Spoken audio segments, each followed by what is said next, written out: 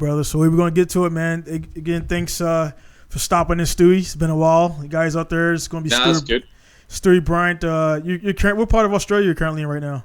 South Australia. South. So we got Stewy coming in, South Australia. You guys who don't know Stewy, if you've been in the game for a while, you guys know Stewy, man. You know, you've been all around the game. You're kind of like the grassroots spokesman who is a pro. This guy's a pro driver, but he doesn't want that moniker. He don't care about it. So, you know. Well, I think the amateur kind of one. The amateur, like it seems to be like, you know, it just seems more of an enjoyable title, really, because I mean, yeah. So you've been in around for a while, man, and it's weird that, you know, guys like you. I know a lot of guys like you, man, that you got hella skills, crazy. You got your own style that's definitely your style, and you got so many other guys who chase that. You know, I mean, I was one of those dudes too who chased that pro thing, and then when I actually finally got my pro license, I'm like, man, this shit is not really what it's all cracked up to be, and it's man. So well, I think like, you know, a lot of people kind of get lost in doing that because, you know, like at the end of the day, you know, I always say to people, you know, there's not too many people making a living out of this sport, right. At least, you know, at a level where, you know, so at the end of the day, even those guys, you have to be in front because there's a lot more thing. The amount of effort that those guys put in to get where they are, if they put that same amount of effort into almost any other business venture, it would they'd be making a lot more money.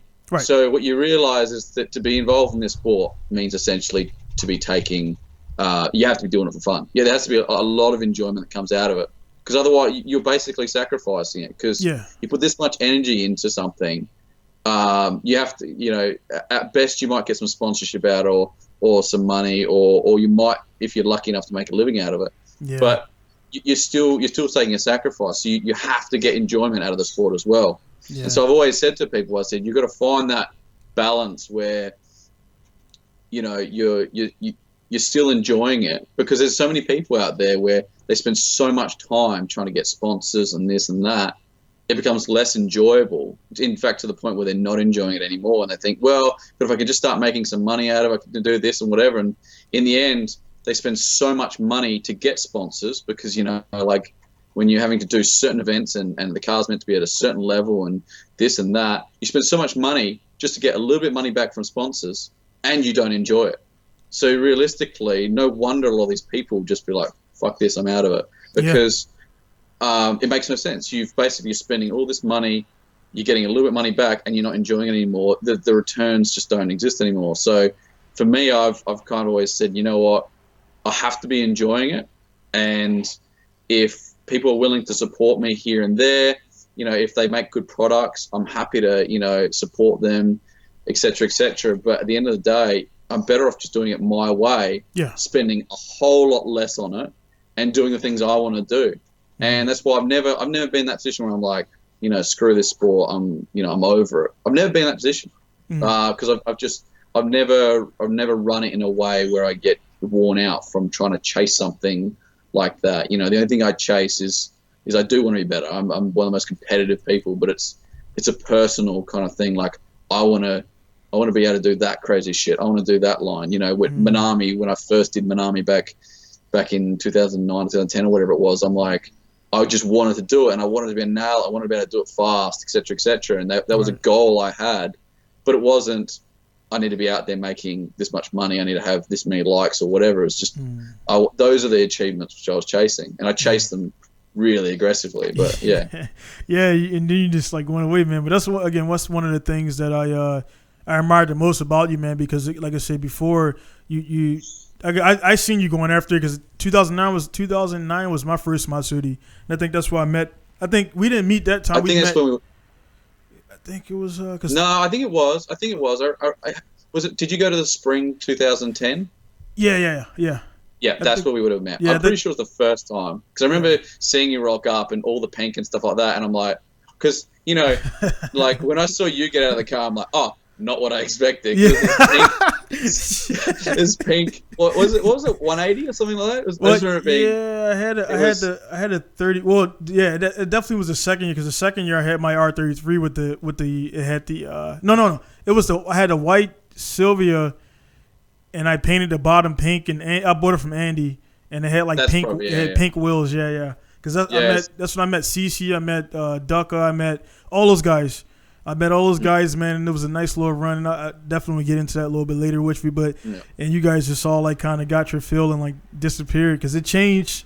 And I actually I stayed away. I live 5 hours away, and I stayed away for 6 years, man.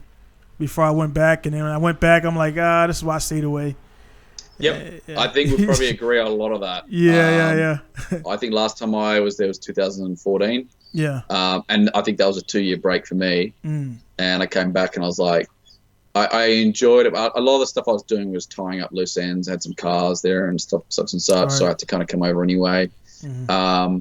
But I definitely was like, this is probably one of the last time. I mean, I'll go there, but I don't have that need to go there like I did in the early days. I mean, those first few trips were just, so special. I was like, how can I not do this? And then just got to a point where I was like, it's just different. And it's nobody's fault. It's just things that how it goes a lot of time. It seemed like it got, because, well, I guess when you go there enough times, you it's like the first time you're there and your mind is exploding at all the tracks and all the track time, and it's like an orgasmic environment. But then I think I blame G1GP, to be honest, because G1GP started out as something that was friendly, and then it became like this is my stepping stone to get D1 street legal license. 100%. And I just seen that going down, and guys' attitude, because again, I always bring you guys up, yourself, Pickering, CC, because it was like a fun time, man, and that you guys were all badass drifters and didn't take yourselves seriously. Then these new guys came in, and they just kind of like. I told Anton one day. Anton kind of spoke up for me because he was like one of the last guys to come there, and then of course Alex. He kind of like he didn't go there anymore. And I went down there to a group of guys that was in front of Andy's garage, and they were like New Zealand Australian mix. And I got out the car, and I was like, I spoke to this is when Andy and those guys moved down to the bottom part, and their top shop became like this is down to where like K-Style kind of moved to. They moved. Yeah. Well, I guess they were setting up the office, but it changed from when we first met and were there to like more of a. It was just weird, man. The environment was weird. The way the guys were acting was weird, and I kind of gave Andy a wave, and I didn't come back there the rest of the 2 days because they're his customers, but they were being dicks, man. And I didn't. Look, I know you try and because you try and keep the vibe positive and stuff like that. Yeah. But at a certain stage, you got to say, look, it just wasn't the way it was. I mean, the same thing. I was like first trip. I mean, I can't thank Andy and him enough. I mean, the first trip I rocked up a month earlier and literally just rocked up in our cars, and we had no plans. We're just like, we could get to Ebisu. I actually had because me and DJ. Do you remember DJ was the guy with the dreads and stuff like that? He hasn't been back.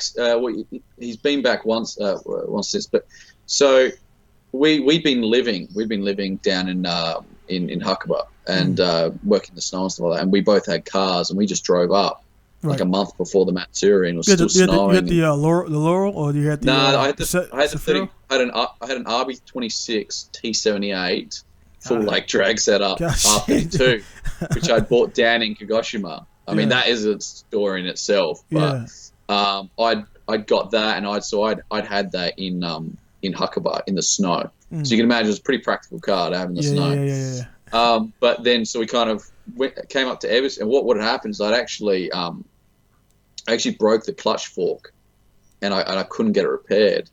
So I actually drove it from Huckabah to Ebisu, which is, I don't know, it took us about 20 to 30 hours or something like that of a drive. It was pretty long just purely because we're getting lost, taking a lot of back roads, and I drove all the way there without a clutch, just starting on the starter motor, shifting. Yeah. And I got there, and the plan was I'll get it there. I could probably get K-Style or Agent K or somebody to fix it while I was there. I could be able to fix myself or whatever. So I'll get it to Ebisu. So I got it to Ebisu, and and then decided, I'll change it myself, or me and DJ will change it. And I was sitting in the snow, like literally down the Togaya car park. I was sitting in the snow, and Andy and Em had lent me their tools. Just absolute legends. They'd helped us the whole thing. I mean, we were sleeping in our cars on the side of the road next to Ebisu. Not even in the car park, because we didn't want to, kind of be sleeping in the car park at Ebisu. We thought we'll drive down, and we went to like a little pass off the road, and we were sleeping in our cars there. And I remember them coming up to us and saying, "Look, there's a free haul across the road can sleep in." We're like, all right, sweet. So we were just bumming in that for a month, and the vibe was so good. Like I said, Andy and them, had us in their house, and and that was obviously when I met Krista Jager as well. And so the vibe was so good to begin with. They lent us all the tools, and we were idiots. Like, I mean, we were doing everything wrong just because we didn't know, And we spent a week changing that gearbox, pulling the gearbox out to change the clutch fork. And I'm going in every day, paying to go into Ebisu, and sitting in snow with no tools and working on it each day. And it took a week for us to do it. Holy under shit. the car all day in snow. It was absolute chaos. But yeah, there was this, and then obviously that first one, there was such a positive vibe, because I mean, realistically, there weren't that many people, Right. Small numbers, and there was this really good vibe, because it was like that. I don't know if you remember, there was 500 cars total. That one, it was one of the biggest ones they'd had ever. Matsuri's, and there was only a few kind of goes in. And you're right. It was such a positive vibe. I think what happened was, look, we the thing is, we kind of went away and tried to blow it up as much as we could, because they wanted more white people there coming over and kind of and experiencing Ebisu, and we thought this is such an amazing place. So I spent hours and hours every week going through getting people there for the next few events. Yeah, you guys are definitely I mean, no doubt about it, man. You guys are the pioneers, because again, you were the first guys that came there. You were the first group of guys I met, so it was a great, because generally, if you meet somebody for the first time and you guys, your attitude, I'm like, you guys are fucking pretty much like a crazy Americans. Like, you guys are fitting right in Texas fine, because like you guys have because Texas, is American, but Texas is like, they're like their own people, man. Like they're not like any other state. They're huge. Yeah, I kind of think like Texans and Australians. Texans and Australians with less of the gun stuff. Yeah. Like that's pretty much what Australians are. Yeah, a little bit less religion, a little bit less guns, but the rest is pretty similar. Yeah. So I think like it was really, really, really relaxed. But I think at a certain stage, like we kind of went away. There were guys. There were a few Aussie trips in 2009 and some before, but I think that's when it all started kicking off. There's a few groups, but then the videos helped a lot. Yeah. Putting videos out and really being those guides to people that wanted to go there, because the reason why there wasn't as many Americans going over there originally or whatever was because there were no real pioneers going over there. Like there, at least even in my situation, although we didn't really ask anybody, but I probably could have gone to like Aussie or a few other guys and asked a few more questions about it, because they'd been over just the Matsuri before. But by the time that they'd gone over, we'd gone over, there were enough people where it felt like, oh, you can do this. It's possible to do this. And I think the only reason why there weren't more Americans or people from other countries that went over is because there wasn't, like, they'd look at Aussies, and I remember even talking to Americans and them being like, oh yeah, but you guys are such a shorter trip, and like that was their excuse for not coming over. And I'm like, that's not really much of the problem about it all. Like, that's, it's that's the least of your worries when you come into Japan, is how long the flight is. Yeah. But I think it's just that kind of pioneer thing where it's like, oh, like those guys went over. Yeah. Oh, we can go over there, and then we can even ask them questions. And so I think that's what it was. Is a lot of people from the early 2010 trip were answering a lot of questions, and a lot of people that wanted to go. So it blew up. And the when I went over there again in the autumn Matsuri, which was the end of the year there,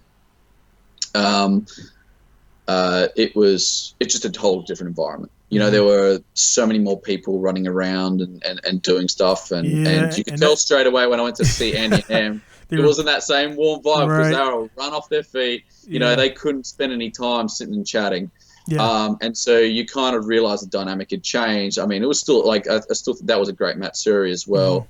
But you could see the dynamic changed with just over time. You've got so many people coming, and then the problem with that is the more people coming there, the harder it is to keep everybody in check. You know, like if in a small group, you know, if somebody did something dumb, everyone would just grill them. But it was so hard to do that when you've got hundreds of people there now. You know, where even if it's only say 60 drivers, you know, by the time you have mates and stuff there, you might have over 100 guys in there, and you know, a bunch of them are not following the rules. It becomes too hard, and then that starts leading to, you know, fuck these guys, you know, stop, you know. And so the whole vibe changed, and you know, the rules started. And look, I'm not going to sit here and say I was innocent. I obviously because we were shooting Roman candles on Driftland with Jay's ass out the window. But it's still, even doing that, man, it was like, it was contained. It was on the track, and it was like, you know, even Samika was there, and it was like, cool, they're on the track, they're drifting, they're just having fun. But it was like you guys weren't. Nobody was, because the thing what happened was guys were taking, like, I guess, missiles and driving into town, because, you know, the 7-Eleven and all that stuff was down there, and that's what really and you know. Yeah, and look, I'll take responsibility for that. Oh, you guys did that? Yeah. So there's a great picture. I'll send it through. You can put it up. I mean, look, it's probably one of my proudest. Well, you're not talking about the one at the gas station, are you? Oh yeah, so I had that. So I've got so I've got that picture there. Also got a picture. There's also a picture like Jay and stuff took of me. I was picking them up from Denny's on, I think, the Sunday morning of the Matsuri, and I pick them up in the car park. And I mean, I was you know, that was 10 years ago. But I mean, I think it's the intent. You know, like, I don't think we didn't hurt anybody. But I think sometimes you do think you can get away with anything there, and on reflection you're like, all right. I mean, I think the thing is, I don't mind taking those risks as long as it's the risk of me copying shit, or it's me getting in trouble or whatever. The only time I kind of regret this shit is when I'm like, all right, did I contribute to it making it hard for other people? Even back then, it wasn't like, I mean, I didn't know you ever went in town with a missile, but like this was what I'm talking about was like maybe 2014, 15, like this was like, you know, I'm talking about like the later years. We were like, you stopped going by then. I was MIA. And so this was like a new crowd that got the next generation, and they were like they were going down to like, you know, deep in town with no. Hang on, I should say, mine was registered. Yeah, so you're as plate. Yeah. So mine was actually registered. Okay, okay, so you're good. You're not in that group, because I'm talking about the guys who were taking straight unregistered.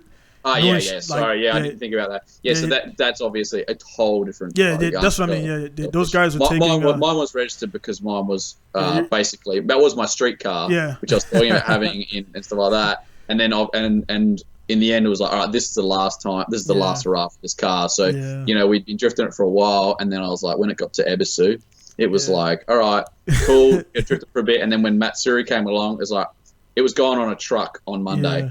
Yeah. I bet some of the looks you guys are getting while driving in town with that car was like probably like Japanese, just like, what the fuck is that? Yeah, but, you know, as a tough white dude, I'm kind of used to it in Japan. Yeah, that's you know, true. Like, so, you know, I'm kind of used to getting looks everywhere I went in that car. But yeah, so, I mean, like I said, that was, I mean, I guess technically, I mean, you know, like it was defectable or whatever, but it was still registered and legal. So I wouldn't have done it without. I think that's, you know, that's taken the piss, you know, especially, you know, so, yeah. Yeah. So good, man. So, like, and then, I mean, one of the things too, like, besides, you know, the whole drifting thing, man, is like, I didn't know if you were like heavily involved in it at the time, man, but it seemed like you just became like a connoisseur of like suspension geometry setups, man. Like if you type in suspension anything online, dude, you're gonna chime in You probably don't do it as much now Yeah. because, like, I know, dude, like, you would get in these Facebook wars with people, dude, and like you Well, just you know, well, the irony is, it kind of started more with like suspension and stuff, and I Yeah. can't actually get into arguments with, like, Streeter and stuff like that. Mm-hmm.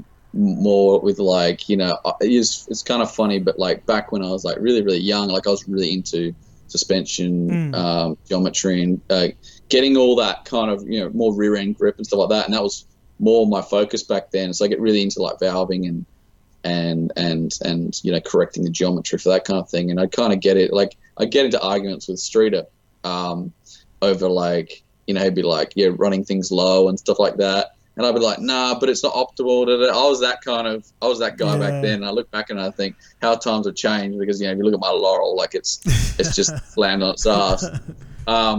But, you know, I that's kind of where it started, and I moved from the kind of rear end more to the front end, because, I mean, even now I kind of find that, like, you know, a lot of people ask me why don't you do more rear end stuff, and and in my head it's like, you know, grip's good. Obviously, it's you know, for the rear end and stuff like that is good, but I think for me, the further I go along, like, a drift for me is enjoyable. Like it's about the enjoyment and the thrill and stuff like that. And the front end is obviously, if you can make a front end do some crazy shit, and this isn't just like, oh, it's a cut and shut setup, you know, or, you know, it's the stuff that I can make these cars do is so insane. And even to me, who's been driving these setups for you know, many years, I still get in these cars now and I change something, like, what the fuck, like, it's enjoyable to me because it's so quantifiable.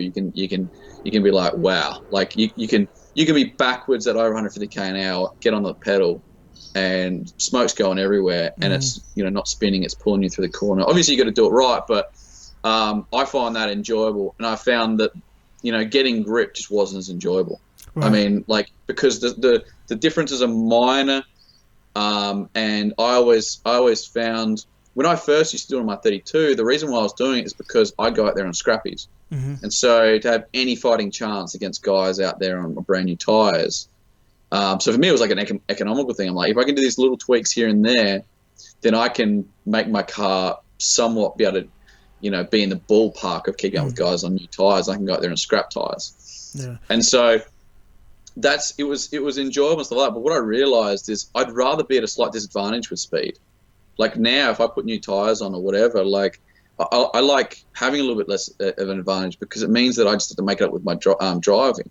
I always look at the philosophy of kind of, you know, modifying with certain stuff is like, you know, you can't transfer modifications to another car. If you're going over, you can't go and set up a car overseas and make it as grippy as this car, like at home, just like that. And for me, you know, the way I was going around the world jumping in random cars, you know, shit cars, good cars, whatever, just random cars. You can't transfer all that steering, all that suspension development. You can't just go transfer that randomly to different cars around the world, especially if you're doing an event a week. So realistically, the only thing you can take in your backpack is your skill. Right. And if you're constantly at disadvantage in the car, you just make up for it in your driving skill, 100%. You realize how much speed is in your right foot, right? And how much just, you know, trimming line and finding this, and you find all these ways, and then so when you're going around, you know, you can jump in whatever car and you can be on that person's door, right? You know, I've had some like I did this King of Europe. And I rocked up, and everyone's obviously like 700 plus horsepower, 265 semi-slicks. And I've rocked up, and the car they've given me has got 205 50 16s, and they were just normal radial street tires. And I'm going out there like, huh, like, but, you know, like I said, the core, you know, like if you drive right, you know, driving up on their doors is not a problem. And I think that's the thing is, like, so many people sit there and complain, oh, the car's not set up, I'm like, dude, if you just done the right things, you wouldn't be complaining about this. You'd be on their door. You'd be on their door right now. But the problem is everyone wants to be so good straight away. They're like, well, if I spend all the money, I can make my car fast, so that means I'm fast now. As opposed to saying, you know what, I'm going to be shit for a few years. I'm going to be slow for a few years while I have a car which isn't as fast. But guess what? It means over time, I'm going to be a fast driver. And it means I won't sit there and complain about how slow my car is. There's only a few situations or bad layouts, which, really there's not a lot you can do as a driver. There's something you can do, but somebody's always just gonna leave you for dead. And FD layouts tend to kind of expose those car differences more. But, good tracks, especially Japanese tracks and stuff like that, the amount of drive the car has just doesn't matter as much as how hard you can, the techniques you use. So yeah, I've always kind of been that way, and that's how I kind of moved away from doing rear end setups, and really just went with front end setups more because they're just more fun. And I think nobody's like, I guess I came from like skate videos where, or also skating and BMX where like you go watch video parts and stuff like that, and you just want to see the most spectacular shit. Right. Like, I didn't really watch competitions. I would watch the parts and watch people do the gnarliest shit. And that's what I always had in my head. I said, I'm not aiming to be consistently this or consistently that. I just want to be able to do the gnarliest shit. I just want to have that few runs every like, you want to have good runs throughout the day, but you want to be constantly pushing for that insane run where you're just stoked on that run. You're stoked on that run. And if you get a bit of footage of it, it's, like it comes back to the skating days where we'd sit out there filming all day and you'd finally get the run and you'd be like sick. And you'd have that footage of that thing. And I think that was the dynamic which I kind of liked was, you'd get that sick run and it would amp you up. And that's why I did those videos. Like, they were like video parts for me. Like, that's what I kind of think is as a compilation of the crazy runs. And that's what always used to amp me up about watching skating. That's what would get me out. I go watch a skate part, watch these guys do these gnarly tricks, and be like, "Fuck yeah, I got to go out and skate or whatever." So for all of the like crazy videos that you actually do have, there's like thousands of hours of video not captured, man, and that's what people don't realize. Yeah, I mean, I'm honestly, a lot of people think, oh, you film everything. I'm like, I'm really bad at filming stuff. Yeah. Really bad. And then a lot of the footage I get, I don't actually set up right, and it's just, it's shit, or it's looking to the wrong thing, it's overexposed or whatever. So most, like, I mean, the footage I do put up is actually a fraction of what goes on. Exactly, yeah. Because at the end of the day, as much as I love to capture, the cool stuff, at the end of the day, most of the time I rock up late, I'm getting everything sorted, and it's a choice of, do I spend 5 minutes getting the camera set up or 10 minutes getting the camera set up, or do I spend that 10 minutes, 5 minutes on track? And it's like, I'll do it later. Yeah. And then you get back, you never get to it. You got something to fix, and then you never get to it. You're like, fuck it. Yeah. And at the end of the day, it's like, I wish I did that on camera, but at the end of the day, primary focus is just, get out there and drive. Yeah. Secondary is like, it'd be cool, if you got some footage or whatever, but it's not just about getting the footage. It's about, like, you still have it in your head how gnarly a run was, even if it wasn't captured. You're still aiming for that crazy run. You get that crazy run in your head, and sometimes it's nice not having the footage because you could just go back and think about it and be like, "Fuck, that was insane! Like, this was happening, and all this." So I always like that part of drift, and I think the steering setups, and that's going for those crazy big angle and stuff, etc. I don't know. I find that quite enjoyable. And look, I'm a tech head when it comes to a lot of that shit. Right. So I love the kind of. I love all the tech. I've definitely learned a lot of stuff just by following you, because like for one thing, are you still producing your angle kit? Yeah, I do. I mean, I don't advertise my saying because like, to be honest, to keep quality in check, I try not to go too crazy on volume. So I'm always flat out with orders, and I don't go everything crazy. I'd rather keep it low volume and just keep keep sorting out and making the stuff as good as possible. But yeah, so I do it, but I've got a whole bunch of stuff coming out now, which is the adjustability is just insane. But the thing is, the way I look at it is, anybody that kind of thinks that, like, one setup will work for every single driver, every single car. I think it's just naive. Yeah, it is. And so I think the best thing you can do is create as much adjustment as possible, and then help people understand, what this does, et cetera, and realize that it doesn't actually matter if they don't, if they don't use it. It's not the end of the world. Like, it's not like you're going to send this kit out and they're going to screw around with all this adjustment and stuff like that straight away. You send it out ready to go with some pretty good off-the-shelf kind of settings and stuff like that. Mm-hmm. But then, if down the track they say, "Oh, I want to do this, I want to do that, etc., you can give them that, and they can change it, they can do that stuff like that, and they can modify. I mean, I think in 5-10 years you're going to see a completely different approach to steering. Right now, the approach to steering is, hey, that's a kit, put it in, set and forget, which is just insane to me. I mean, every other part of the car is tunable. We tune this for that, we do all this stuff like that, and the steering. The idea of tuning is some toe settings or some slight, Acker-Man changes maybe if the kit has it. But I mean, like, for me, I see some guys now offering, a cast trail knuckle and then a non-cast trail side by side.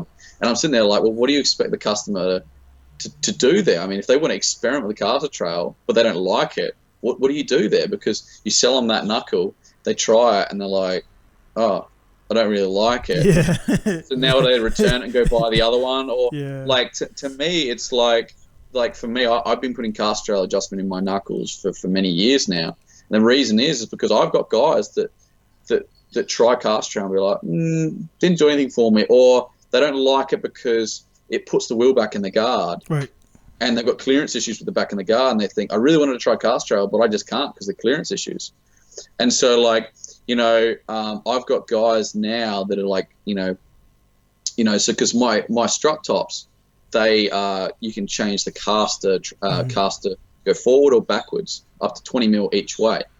So from the stock position, you can either add caster in or reduce caster. So like Wisefab, for example, they reduce caster and they add a lot of caster trail in to counter that. And so what I'm having people is experimenting between the extremes of the opposite of that. So like heaps of caster angle and no caster trail. And now they're saying, you know what I want to try? I just want to try going back a little bit away. So now they might put some caster trail in and then just go a little bit or neutral caster at the top, or a little bit of reduction of caster. And they're just trying all this dynamic, and people are actually learning about setups as they do this, because I can tell you guys a bunch of stuff that but until you actually go in, you feel how it works. Right. You just don't know. So I kind of that's the main thing for me, is I want to see people. And look, let me put it this way: if you're doing that now, you'll be ahead of the curve, because this is only going to go one way. There's only going to be more tunability. There's only going to be more tunability in steering and stuff like that going forward. And I think all these kits that are now fairly fixed in the geometry, they're just going to be playing catch up, because I think if you allow all this adjustment, and it's not just that, like, these new knuckles I've got are not only adjustable, but they're modular with the bottom piece, which controls a lot of the geometry. That's completely removable and can be completely changed and cut for quite cheap. It's like a $30 part, and you can completely change that. So if 5 years from now we've completely changed our idea about how we're going to go about this or whatever, if you look back at 5 years ago in steering, you look at a lot of the concepts that are just completely different now. Right. So 5 years from now, the good thing about it is you could just unbolt it, cut a new thing, and put another one on. You don't have to change the whole knuckle. And so I like that ability to kind of move with the times and develop as things go. I mean, like, every single track day, I'm trying crazier and crazier shit. Whereas a lot of people seem, and that's an ability that I have because I have so much adjustment in my kit. Whereas most of the development going in other, kits is like, it's generic. It's a generic, like you say, like a blanketed, like, it's everybody who puts this in, they're gonna be able to do this, and like everybody, pretty much you only get to who can do the most insane backies. And if you look out there, as for like backies and continuing, like there's not many people out there that has that same amount of footage as you do. They'll do a backy, they'll kind of stall and then pull out of it. Yeah, but you're doing a backy and fucking accelerating at the same time, and then so that's why I use Malala, which is one of my local tracks. I use that so much for testing because a lot of people are doing these backies into hairpins, right? Which is cool. It's like there's nothing wrong with that, but there are some corners where I don't even need this kit. I can just have some cut and shut knuckles, and I can do the exact same entry as I can do with my kit. Right. Because some corners, they're so tight that you just go like that, you slip the fronts, you go in, not a problem. Right. And that's what you see, a lot of Nakamura in those crazy entries because it's just skill. The steering's not helping him that much. And I mean, like, you've seen in the videos and, where a lot of us, like doing, like even Nacker and all these guys doing these big entries into Northerns. And like where I used to have 32, like when I first went there, like 32, and we just pump up the fronts to like 90 psi, drop the rears to 15 psi, and then even with like stock knuckles, just go in, throw the cars, let the front slip, and make it through because the corner just invites big angle. It's not really about setup. Now, obviously, big angle setup will make it a little bit easier, but the reason why I use Malala is because it's not even 90. I don't think it's quite open. I mean, you do 90k an hour through the corner. It's a fast. You enter at 160 and you're carrying probably about 100k an hour through the corner. So if you're able to go backwards into that, it's pure. It's obviously it's still a lot of skill involved, but it's that's where steering setup will help in a situation where you can't just stall the car up and wash all your speed off because you're going into a hairpin. You've got to maintain your speed. And that's where you can go backwards, be flat out, and carry it through a corner and keep maintain or increase speed. Speaking to a guy like yourself, man, I got a confession to make. I've been drifting this long. I've never used the angle kit ever. Not that I don't want to. It's just honestly 4 years ago I started my shop. I kind of put drift to the side so I could build my business and everything, and and I got to the point now where I got really good cutting shots that I got from another shop, and they've been like I've been having for like 6 years, but I have seen when you get to the point where you're carrying so much more speed now that you don't spin out, you just kind of get in that phase where you're flat spinning or the fucking rear's coming around and you're maxed out and you're like fucking holding it, and there's there's nothing else, so you just kind of you stop and you go, so you're not spinning out anymore. You just at that point. I don't know. In your opinion, is that considering like you think you would need more angle because you're obviously exceeding, but then like you say you bring up Nakamura, which in that same car, same skill sets because he's had that backy experience. He will be able to like kind of like just wait it out, and then clutch kick you right back into it and continue on. Yeah. So I mean, Nakamura, he's all he's doing is he's put himself in that position enough times. Right. That's all I did for a long. All I did was I just did enough backward entries. Right. Everyone would always ask me like, oh, what's the key to doing backies? Practice. The key to doing backies is not being scared of looking like a dickhead. Because that's exactly how you're going to learn it. Yeah. And I guarantee you for a long time, Nakamura looked like an idiot because he was going just too big and probably screwing up. He's probably been in the sport long enough where he could have taken a more gentle approach to getting there, whereas I took a much more aggressive approach where I was just like he could have slowly built up to it, whereas I kind of just threw myself into it. Right. And I was just throwing it over like too hard and being like, okay, that's what that does. Okay, that's what that does. And after a while, you just get a feeling for a car spinning out. You just get a feeling for where you can get on the throttle. It's still like, you can just feel it in the seat. And it's just about knowing how to position your wheels, do all that stuff. It's just all this stuff you learn from pushing yourself past the limit. Right. And so, like I said, don't get an angle kit. Go out there and pump your fronts up and learn to slip your front tires because all backies are slipping your front tires. Right. And, I always, people will say, oh, would you need more angle? And I said, so more angle helps. More angle helps in a certain way, but it's actually about the balance and getting the fronts to slip. So, so basically, I always say, like, people will say, oh, more angle, if you have more angle, then it'll catch. And so I said, okay, but here's the thing. I'm doing an entry at 110, 120k an hour. 110, 120 degrees of angle. Let's say at best I have 70 degrees of angle. They got to slip. Right. So yeah, you can only get to a certain point where, like if you're only doing 60 degrees of angle into a corner, yeah, that's fine. The fronts can track. But once you get past, 90 degrees, there's no possible way your fronts can ever track that. So they have to slip.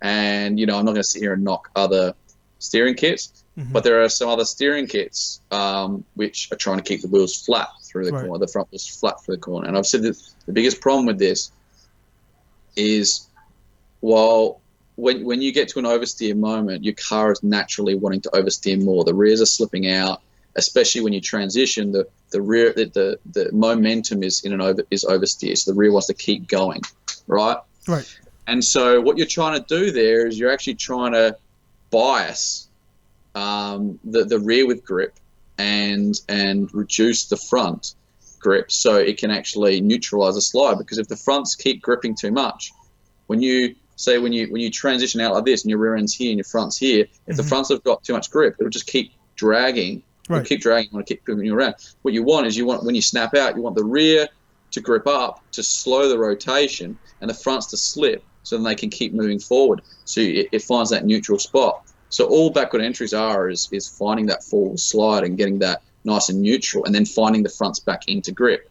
You'll see often a lot of people what they'll do, and especially with the setups with too much front grip or flat tires at the front, what happens, you'll see them kind of bobble back into grip. And the reason for that is that they're going from slipping, because even tires with a lot of grip and even with their flat or whatever, they'll still slip.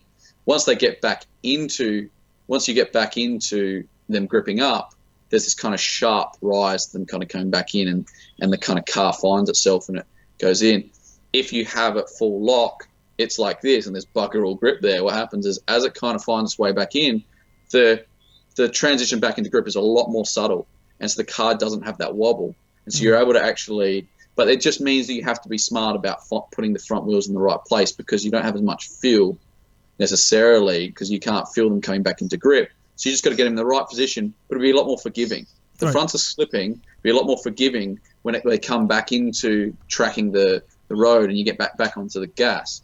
But if you've got too much front grip, you'll find you'll be past 60 degrees, and all of a sudden they'll start finding their way back into grip, and it's this sharp kind of transition back in. That's when you get that wobble.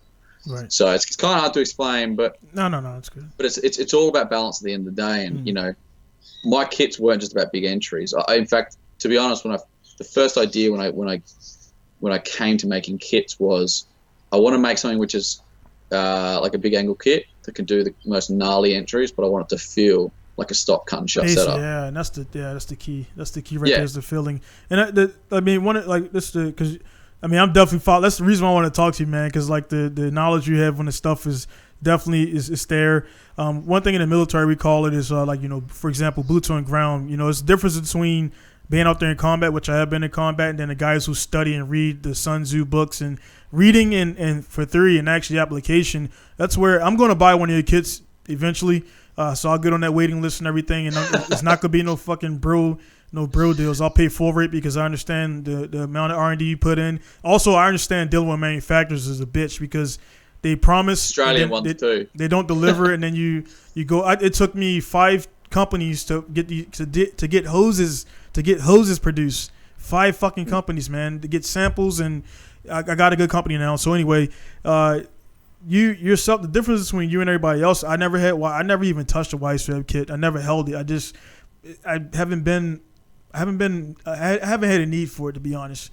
And most guys I'm around, they don't need it either. They need to get out there and fucking get their stock shit first, then some cut and shuts, and then move on from there.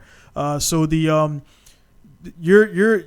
have a lot of firsthand experience, man, and that's why, besides you being a buddy of mine, I would invest in your company first, because number one, I know you, Number two, I know you know what the fuck you're talking about, dude, and you've put it on the ground, you've experienced it, and this difference between marketing something like you said, whereas a generic setup, it's going to bolt on every S13 in the world. It's going to look the same, and it's going to offer the same generic adjustability where it keeps you in a box. And like you said, every other driver is not the same, man. Everybody got a different goal, different style.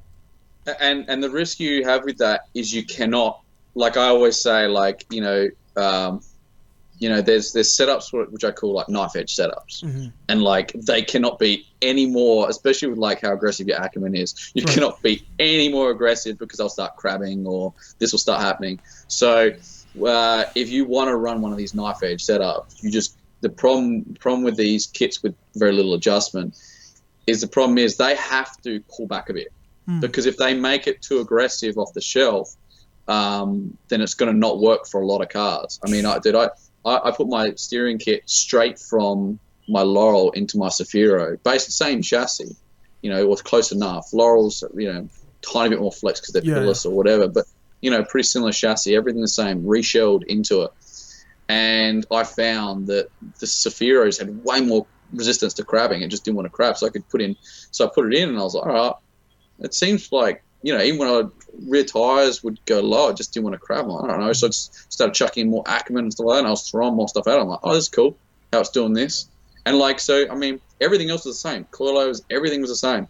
But just so happens the minor differences in whatever it was just so happened to mean that take different things. So, so when you're trying to create a setup that one size fits all, you always sacrifice because you can't go to the limit.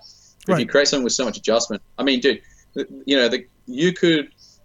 I mean, I remember one of the first kits I sold. The guy was like, oh no, he was just doing an eye alarm and stuff like that. He's like, whatever. He was having a few issues with something, and ended up having like 14-15 degrees of caster. Because he never checked it. And that's the thing is, like, you give somebody so much ability. You can easily make, like, that's why I always send it a certain way. I send it in a certain configuration now, and it's locked in, and you can put it in, and it's it'll be good. But at the end of the day, if you wanted to be crazy about it and you wanted to switch everything around, you can create a kit that just won't work. Right. But the thing is, in another car that might work sweet, and that's the whole thing about knife edge. Like, if you're trying to aim to get the most out of your car, you have to have that range of adjustment. And some of those adjustments on there are gonna be pretty crazy, because for you they might not work, but for another car they might work. And if you don't have those adjustments, it means that car that was like this, and they're not going to be able to get the most out of their car. They're going to have to sit back and have a mediocre setup. And so, even rack relocation is such a huge thing. Some guys buy my kits and don't want to move their racks. Right. So for them, they need that extra aggressive Acker-Man settings. But then I've got guys that move their racks forward 35 or more. Right. And if they even use the second most aggressive, they might have it fall into crab pretty easily. So you need that range. You need the range, and if you don't have that range, you end up just going to the cautious side of things, and then the car's not really optimized. It's just kind of mid. So that's kind of why I like having that range, because you can just go crazy if you want to, and you can really optimize. Get up to the knife edge, go a little bit over. All right, that's where the limit is. Car's not working there, so you pull it back a bit.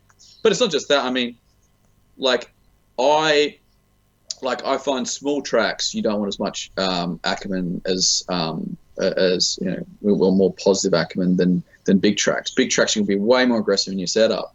Small tracks you tend to find it slows the car down a bit. So like on a when I go out to a small track, I'll just quickly change the Acker-Man. It takes 3-4 minutes. I'll just quickly change the Acker-Man to a less aggressive setting in the car, a lot faster, and et cetera, et cetera.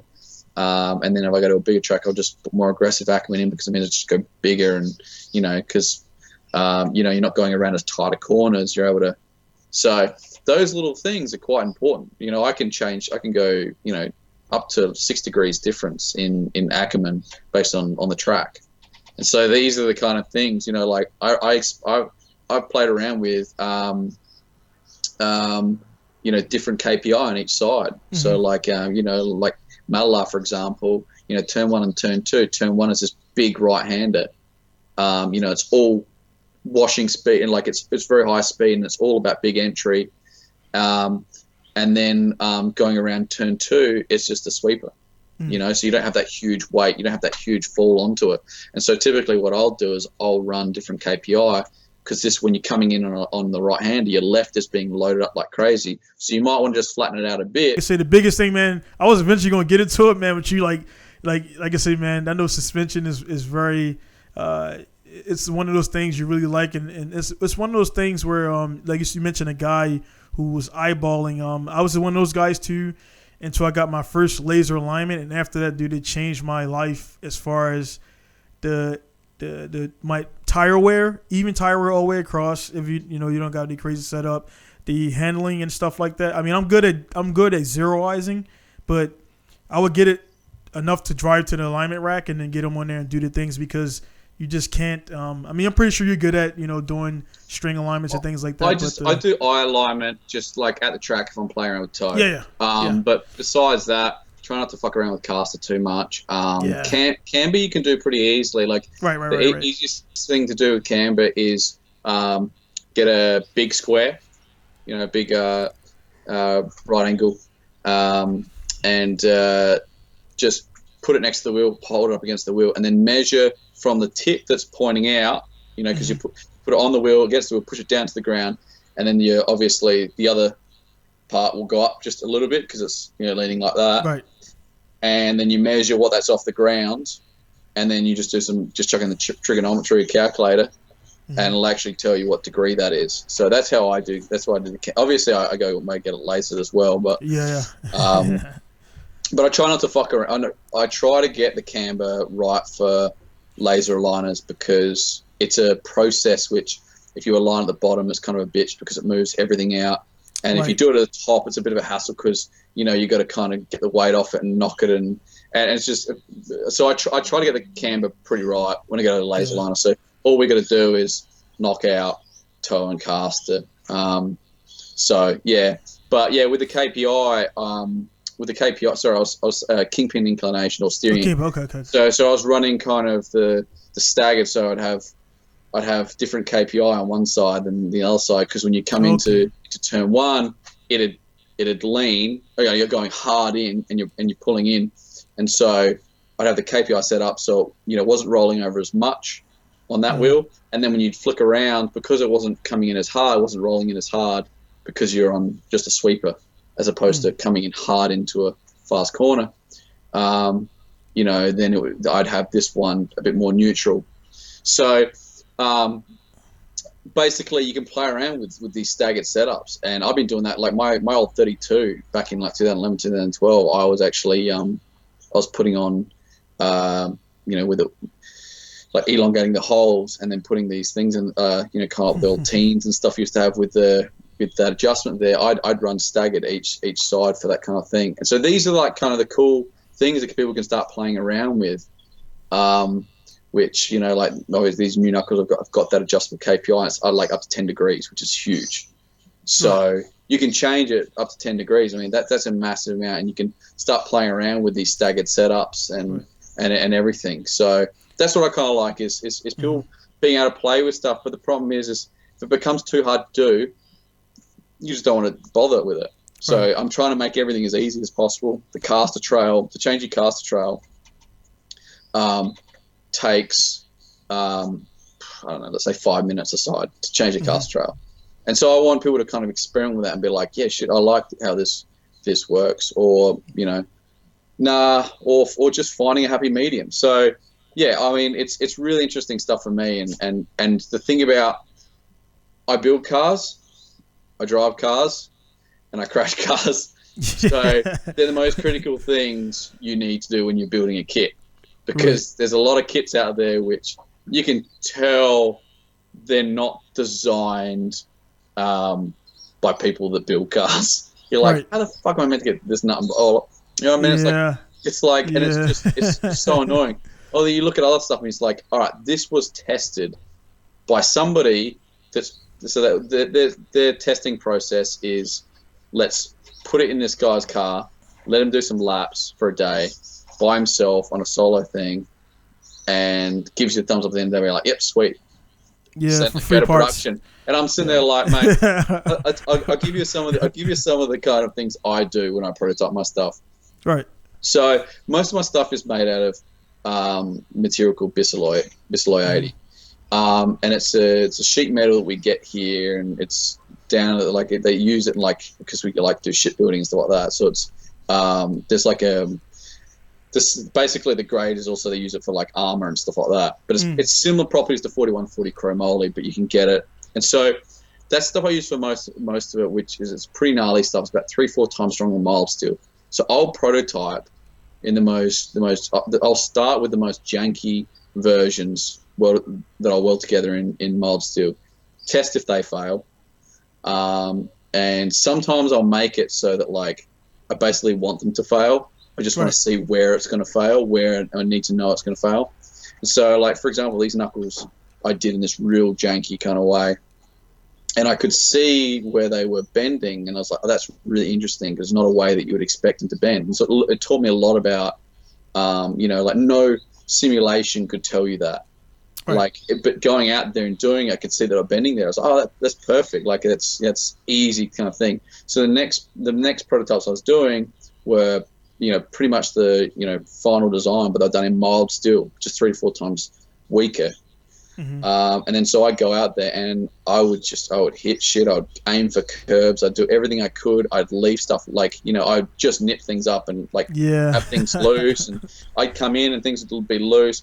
I smashed into a guardrail hard because the guy I was chasing just completely lost him in the smoke. Came up this street course, smashed into that. Like I do the most brutal stuff to it, and then see if I can smash those. And then final prototyping is obviously the final product, but then in the full strength material. And at that point you're not really expecting to break anything, but you still give it a shot. But that's how I do things. I don't fuck around. Like I'm not, and everything. The whole process is putting it in and being like, oh, that was a bit of pain how I had to do that. Or that could be a bit of a nuisance if that comes loose. That's hard to check or whatever. So these are the whole things that I go through because, I've been building these cars for a long time and I build things a certain way. I don't know. I just think it's a whole package of everything. Things should not just be strong when they're working.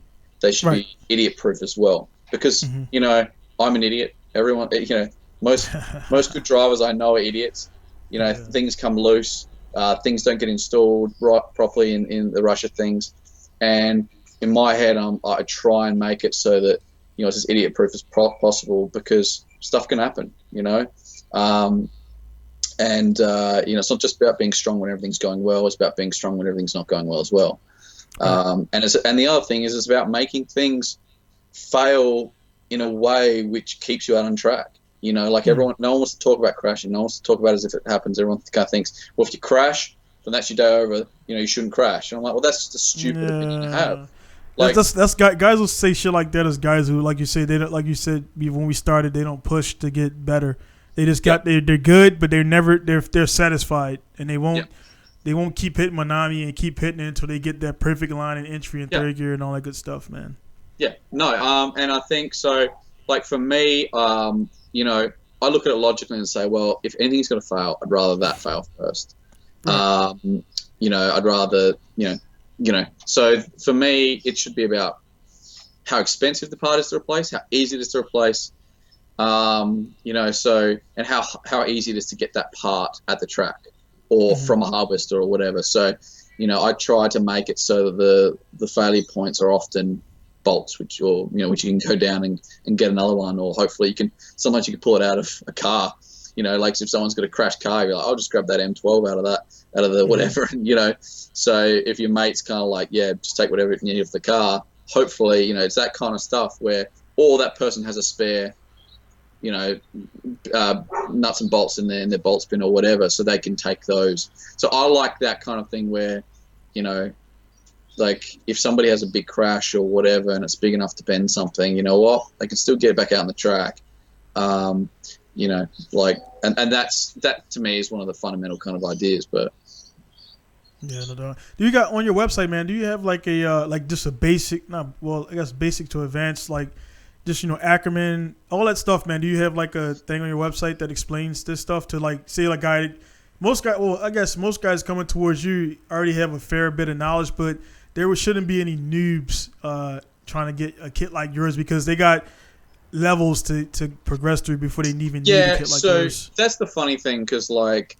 I'm the biggest proponent on keeping your car as basic as possible, and I've been saying that for years. And I haven't really changed. I'm not, even though it's kind of my business and stuff like that. It's like, you know what? If somebody comes to me and says, if they come to me and just say, I want a kit, no worries. If they come to me and say, should I get a kit? That's a different question, and I'll probably say no.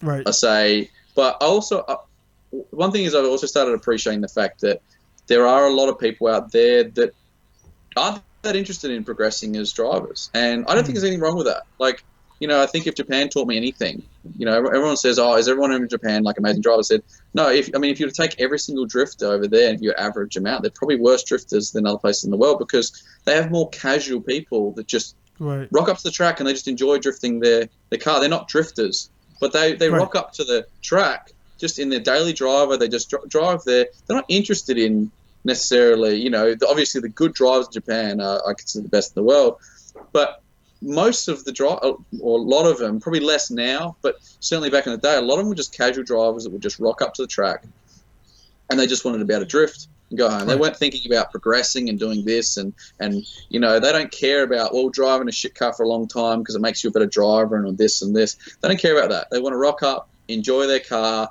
and so those are the kind of guys which are like, I want some, especially in Australia, they're the guys that I want power, I want lock, I want to be able to do as crazy shit as soon as possible. And you know what? All power to them.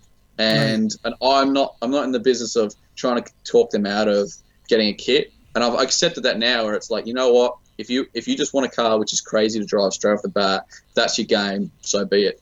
But if someone comes to me and says, look, I'm really looking to improve, how can I do this? First thing I'll say is, don't worry about the kit.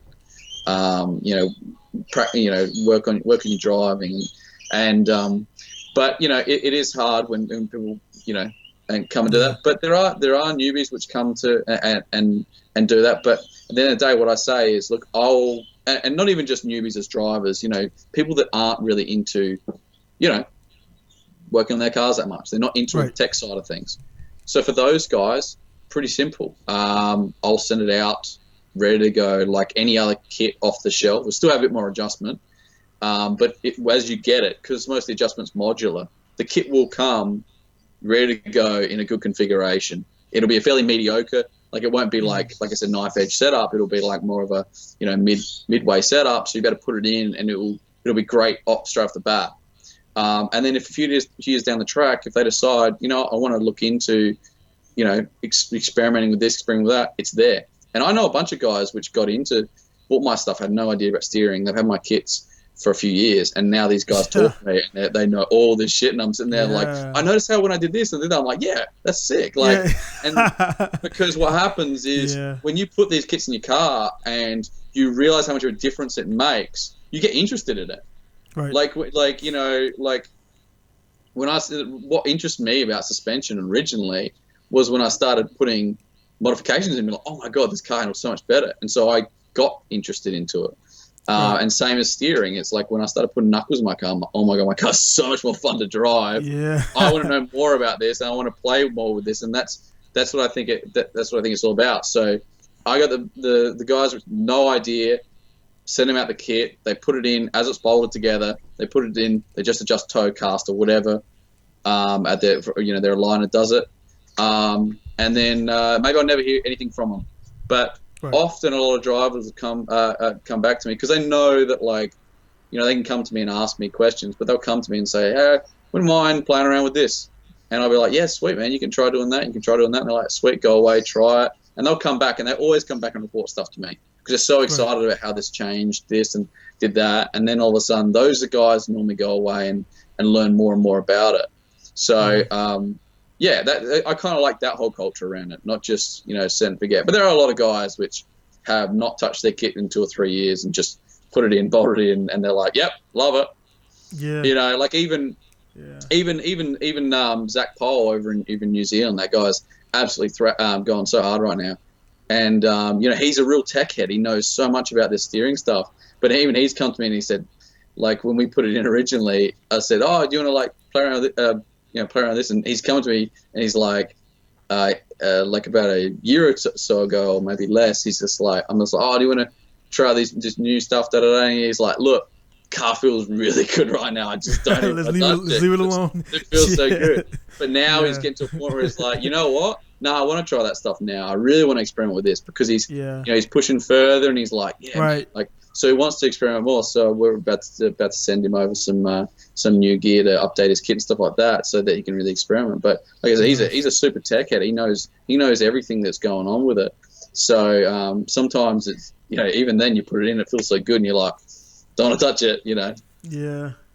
I'm definitely intrigued, man. Like I said, when you started really, because I think right when I took the hiatus, which was about 4 years ago, again, like I said, to start my business, you were in I think you had your prototypes at that point, and you were like looking for manufacturers, I believe. I mean, so much time has passed. Yeah. So am I correct? 4 years ago, where were you at with the development of your kit? Jeez. I couldn't tell you off the top of my head. Were you actually had plans for it, or did you start it like 3 years ago or something like that? I can't remember. I would say 3 years ago I was making. 3 years ago we were making kits, but I'm always prototyping. Like to be honest, I don't really enjoy the sales part of it. That's kind of my excuse for being lazy with advertising stuff like that. But for me, it's like I get enough money coming in from that, and I just all goes back to prototyping because what I enjoy. Right. I enjoy the design, I come up with new products and et cetera, et cetera. But it's been, I think, a long time coming where I've just pretty much maxed out the S chassis kit. Like there's not really anything more I can do. I mean, it just has, like, it's from here, it's just tunability. So it's about tuning it. There's not really anything more that can be done. So that's why I'm starting moving into the Toyota stuff as well. And, you know, so what applications do you have currently available? So it's the Nissan stuff. It's the S and R chassis. But we do have a Toyota, Toyota 86 kit, and we have Toyota, GT86, and then the A86 we actually have knuckles for, but we're just getting them actually produced. We have the design, they've all good and like that. Those same knuckles also works for JZX81s.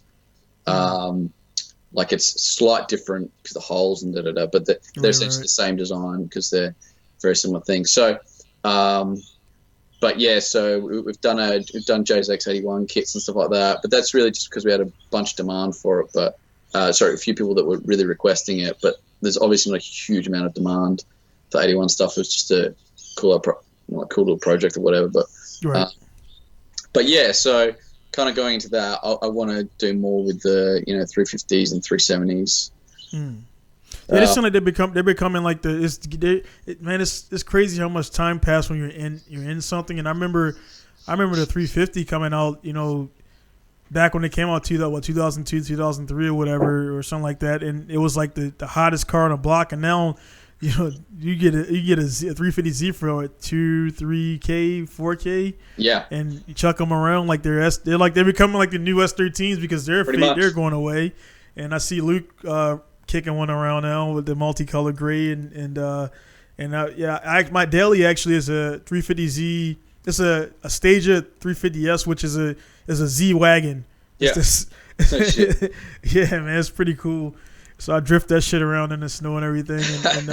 But like kind of on that, man, like, I mean, again, you're very advanced and you're very advanced in the aspect of suspension, but again, you maintain like the stock mindset, which is one of the things I kind of do too, because I have the ability in my shop to build wild cars, but I have the most fun in 200 horsepower cars. It's weird as shit that I have a 600 horsepower car outside, and it does what it does well. But when I'm driving a Carina, 4AG Carina with stock knuckles, I get more enjoyment for that. I don't understand the difference of that, man. Like it's crazy. Well, I kind of go through phase. I go through phases. Like sometimes, I will say, like if you ask me, like if you could only have one drift car, for the rest of like one type of drift car. I would probably say I want probably like something like a missile with a little bit of power. Yeah. So because it's already fucked. It's already it satiates both.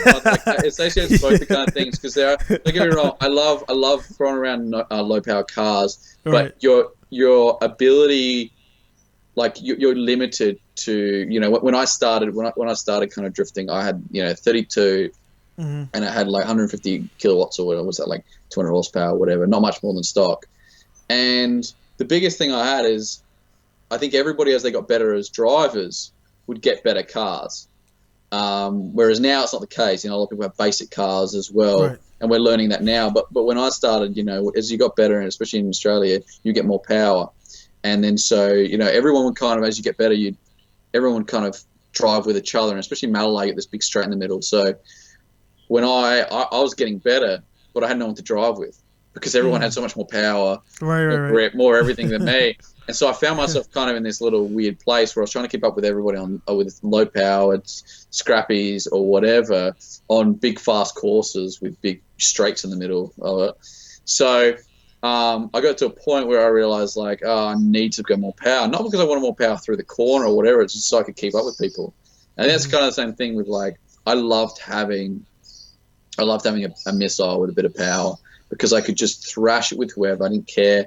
And, I mean, I'll go out there and you drive with guys with 4Age and stuff like that, and I'll have a ton of fun driving with low-power cars. But it means that I can also go do some gnarly high-speed shit in a missile. I can, go drive with, like Saito with his over in Japan. Like, he could go do 200k an hour plus on Nishi, but then also be doing a car which he doesn't give a shit about. So that's probably my optimal car. But I also had a FJ20 NA FJ20 Bluebird 910 Bluebird, which I'm just reshelling at the moment, so I'll have that up and going soon.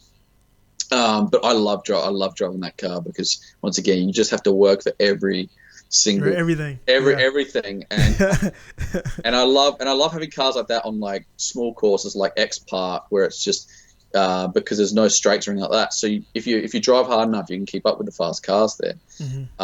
It's only when you move to the bigger tracks where you just kind of got to take a knee and be like, all right, well, I'm not catching up with these guys, and unless I expect them to constantly slow down for me, I got to go back to the missile with power. So, but I like them all. I have the. Oh yeah, it's definitely good to have choices and everything. But once you get once you have a selection of cars that all run, because I told you, bro, I got about 25, 26 cars outside, but only maybe like 7 of them run. Yeah. And maybe only 2 of them are driftable. And one of them was a fucking Subaru. It's just like, so that's another story in itself, man. I was getting that shit to drift while everybody was sleeping in Minami because it wouldn't drift, and in 2 hours, man, of just settings, man, like, I build engines, man, and I install and do basic suspension settings because most guys are not doing anything that warrants, like, any advanced setups, which I can do. I will say, man, I believe suspension tuning is harder than engine tuning. Like, that's my belief. I think if that's what I think if it depends on what you know. I mean, I think certainly with steering, like the problem with tuning steering is that nobody really knows, and there's nowhere you can really go to get any information. I mean, like a lot of the stuff I'm dealing with right now, I can't go and talk with many people and have a conversation because everything's new. Everything I'm learning now is stuff that is new, and that's like, yes, there's some transferable stuff from grip racing and everything, but to be honest, dude, we're all constantly learning so much in drifting and with steering. It's still new, So that's why it's quite hard, and I don't blame a lot of people for not knowing a lot about steering, because there aren't a lot of places where you can just go. And I've been keep meaning to do like a podcast, like an Acostal podcast, where I really just go through each and break. You need to, man.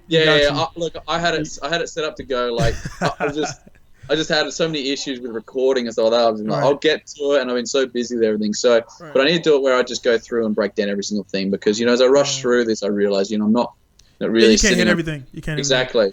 Yeah, So, and I would definitely tune him in because like that's what I was gonna when I asked, did you have like a list? Because I know more than an average guy. Of course, I run a shop and stuff like, but it's a lot of stuff. I remember when we first had a conversation, you brought up. I believe you were the first guy because I know for a fact you were the first guy to ever say Acker-Man. I was like, what the fuck is that? Like, is that's your buddy? There's gonna be a lot of people hearing that and fucking laughing because that's why I get constantly given shit for talking about Acker-Man so much. Yeah. But I mean, the thing about it seems like something so simple. But like you mentioned, the cut and shuts earlier too. I when I first got my TIG welder, I tried to make my own because I'm like, I could make these. And my first like 3 sets were fucking crap, man. Like they weren't. I didn't notice they had to be different and everything. And you had like it has to be parallel to like it's all this different shit I read, and most of the stuff was bullshit. But I went to put them in, man, and it's like, man, the shit wasn't flush. Or like most people you weld the part that's supposed the conical part that's supposed to actually attach a knuckle. You see people they put it upside downwards. So it's like, yeah, you can't install that dumbass because fucking the goddamn ball joint doesn't go through it. Here's a bit of a horror story. In the very very early days when I was doing cut and shuts, I think the guy I was using, like a great fabricator and stuff like that, I didn't realize he hadn't put a taper in the jig. So like that's the first thing like in my head, like you used a taper in the jig, but he hadn't used one. He just used a 12mm bolt. I didn't realize that, and so he's welded up his knuckles for this guy to go to Japan, and so he's gone over Japan to Ebisu. He's put him in his car at Ebisu, and as he's installing him, he's messaged me and he's like, what's the go with this? They've welded upside down. I'm sitting there like, that can't be possible, like because you couldn't get in the taper. Yeah. And I obviously learned later that he wasn't using a taper. But I'm sitting there like, what do I do here? And I'm like, can they go in upside down? Yeah. Can you get them like that? Because I mean, realistically, should throw the bump steer and everything out. Right. He said, yeah, look, I'll just chuck him in and see how it goes. And I said, I just apologize profusely. I mean, there's nothing I can do at that stage. He's in Japan or whatever. Anyway, put him backwards. Comes back to him the next day. And he said, dude, I've never felt a car that drifted this well in my life. He said, it's so good. And I said, dude, I'm happy. Just I'll give you a refund and do all this stuff. Right. He's like, no, dude, these feel great. He sold the car. That's the car to somebody else. And the other guy said, yeah, this feels so good. And I'm sitting there like, what the fuck? Yeah, that's like every invention ever. There was a mistake. Yeah. Like, how the fuck do you make this airplane glass? Somebody fucking mixed the wrong chemicals. Now you got airplane polyurethane glass or stuff like that. So it's crazy. Yeah, but not whatever it's made out of. Well, it's funny as I looked at it later and as I've thought over time, it's actually quite an interesting geometry. It's something that, like I said, I go into depth at some stage with, but it's actually I looked at it and I remember thinking of that moment and thinking that's quite interesting how that's done that, and later thinking that could actually the issue is obviously the bump steer issue because you've got now this pivot point up here and down here as opposed to being here, it's up here now they're unequal and everything like that, but yeah, for it to actually feel good was quite cool. But yeah, I mean, honestly, like a lot of stuff I've learned from being really experimental, like just trying stuff. And to be honest, most of the time it works well. I'm like, geez, I don't know, this shouldn't work well. And it was only recently I did an experimental setup, and we just kind of threw caution to the wind and just said, screw it. And it was not good. It was a shit setup. All right, cool. Well, now we know. Yeah. Now we know. It happens, man. I remember I think the last time, we probably messaged you. I think last time I messaged you before I actually been on a podcast was like me asking about your kit. And one thing I definitely was interested, but I wasn't trying to do no mate race because again, I know you've got a lot of fucking guys, man, that probably they're not friends with you anymore because they want the fucking mate rates. And like, dude, it costs money to produce this. Yeah. And I think I got a kit from a guy, which we're still buddies, but I let him know that kit was trash. And I put it in my R33, man. Everything was long. It was nice fabrication, but it was sold before it was tested. And I got to the track and I'm like, dude, why the fuck is my wheel? It won't come from. You turn it and it has angle, but then it just stays there. It locks. I mean, no issues. And at the time, I didn't know what it was. The rack was pushed. It was like way too far forward. Yeah, way too far forward. And you would turn it lock, and it would just slam lock, and then you had to fucking like pull it out. I mean, muscle it out to get it to unlock. I'm like, dude, this shit ain't working. I took the shit back off, put my stock stuff back on, and I went about it. And actually, the rack's still in there, man. So it's also a really hard game because you know, like, and what you were saying before about like experience with like, you know, with Wisefab and all these other mobs. And look, I've set up Wisefab, I've set up GK Tech, I've set up all these kits for other people. So I have a lot of handling, and I've driven a lot of both because I get that kind of. But you know, sometimes I'll be the first to kind of defend other people's kits and say, look, it's hard to know. Like, it's hard to know, like, maybe for some reason it didn't work with that, or maybe there's something else going on or whatever.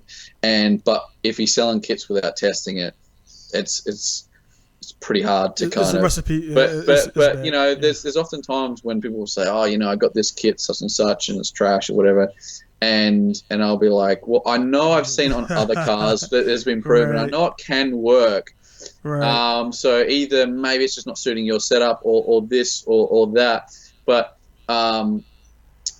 you know, so I'll often defend it. Sometimes it's indefensible, but I'll try and defend it as much as possible because I know what it's like. You know, I've had people put my kits in and it's not worked straight off the bat, and we've had to play around with settings, and they've been like, oh yeah, no, this is good now.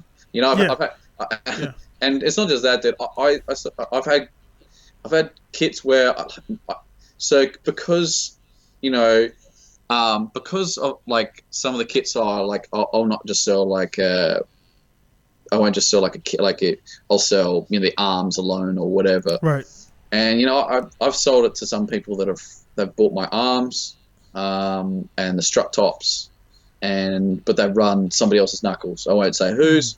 Not that it really matters because I'm pretty sure the knuckles, you know, went a problem or whatever. But I don't know. But basically, you know, he's come back to me and saying, oh, it's doing this, it's binding and doing all this stuff like that. And they're like, I said, dude, you've got my LCAs and my strut tops. I mean, right? You can't. They're not making the kit bind.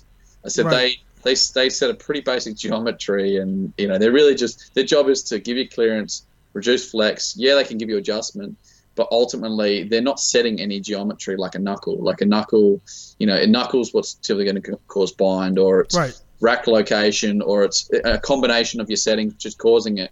But it's not like some LCAs are bad and cause bind, unless they're LCAs which are running out of bearing movement or whatever, and jamming up or whatever. But it's and you know, coming to me for months and months and months, just like, it's not working, and I'm sitting there like, dude, I don't know what to tell you. Like, I can try and help you with settings, but they're not my knuckles. It's not my geometry. Right. Yeah, it's like you got. I can only do so much.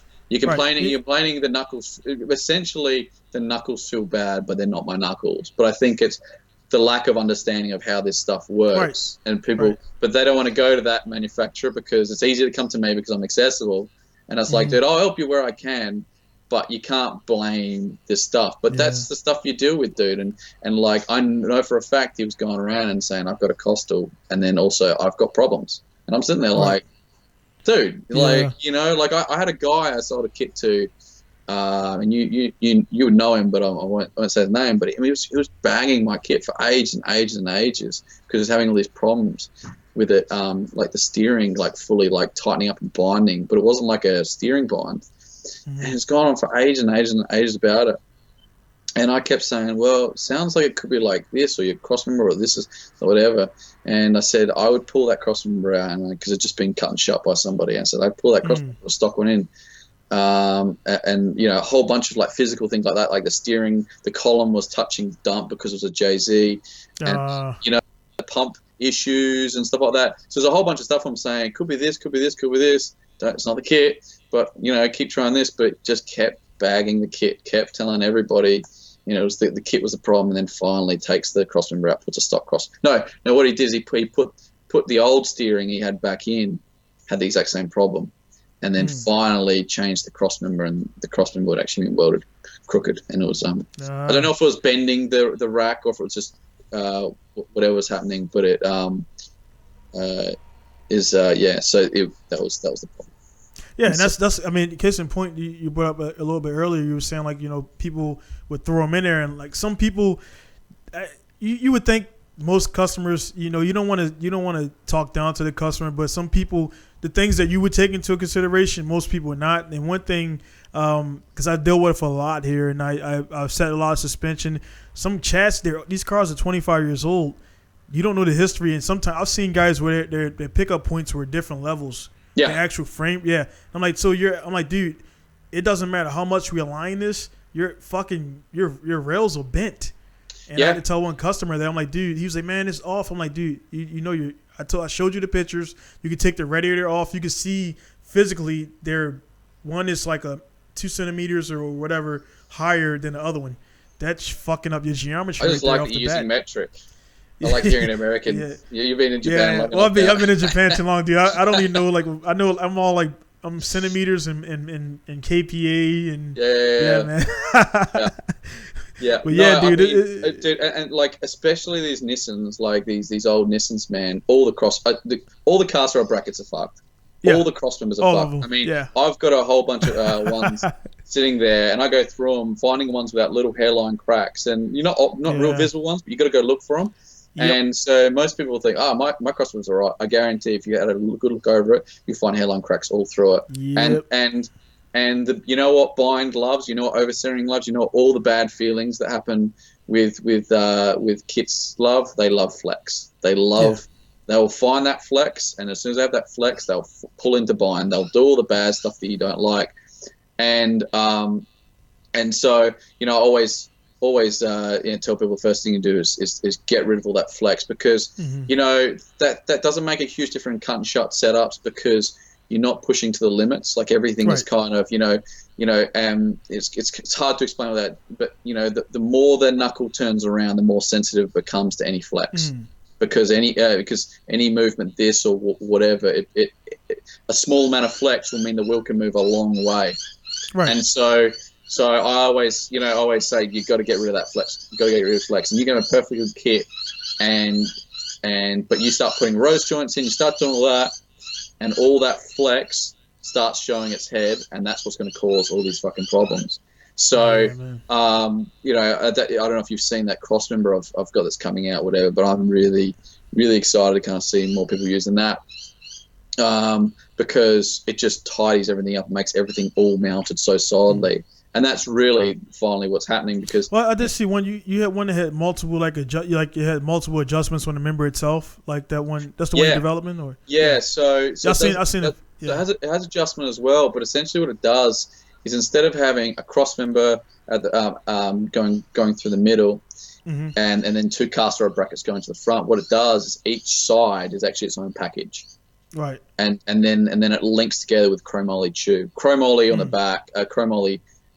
Which that's actually removable, so it's a chromoly brace that goes between the two. But what it does is, because the most important geometry is the relationship between the caster and the LCA, and when those are flexing separate of each other, that's when you get kind of whack geometry. So tying those into the same unit, which is all rigid in one unit, means there's no flex difference between. And the good thing is the LCA side essentially braces the cast rod side, and the cast rod side braces the LCA side. They work together, so those arms that are coming off your chassis rail are not moving. They are not moving at all. They are sitting in their pivot point, not moving at all.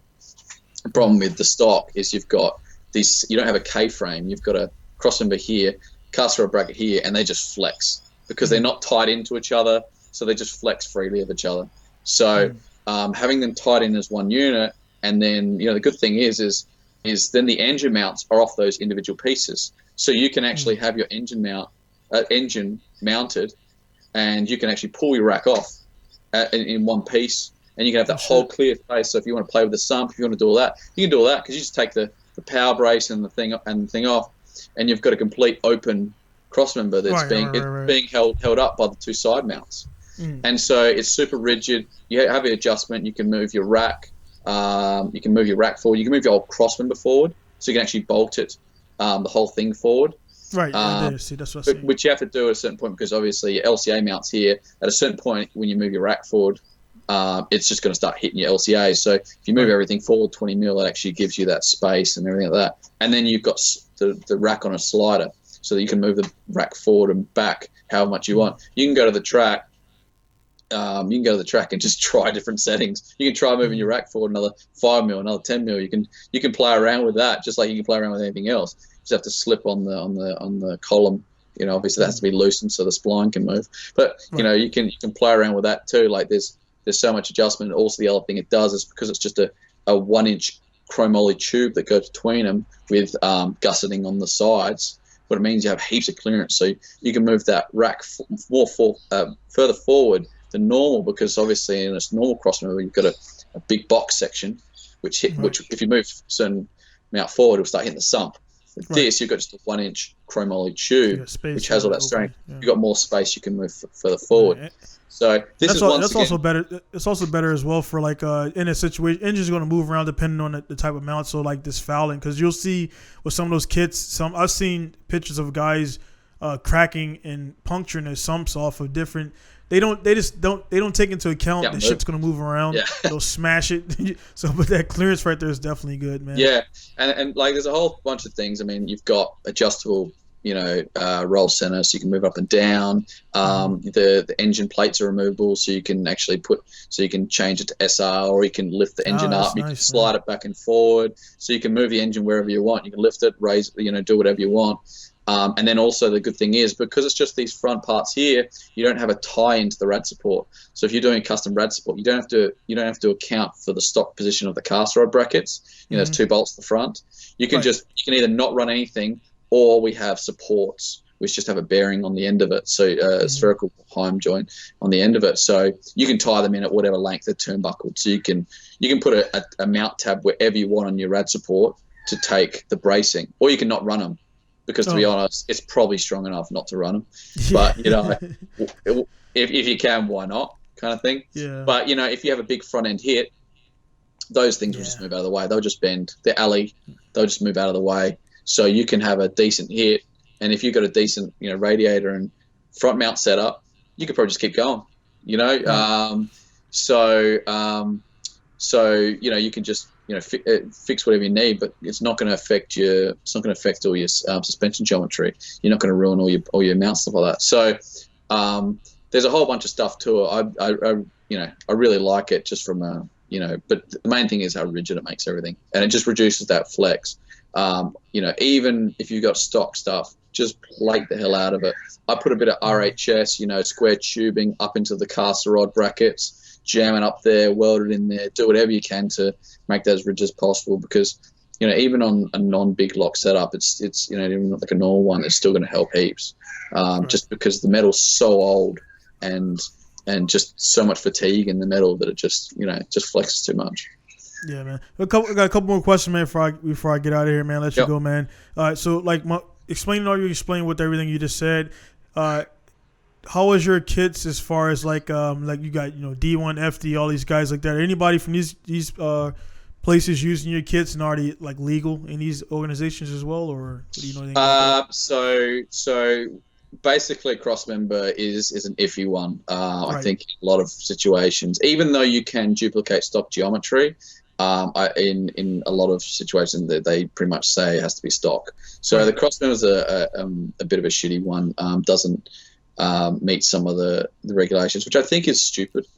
I think, because a car with a K-frame is naturally just going to have an advantage.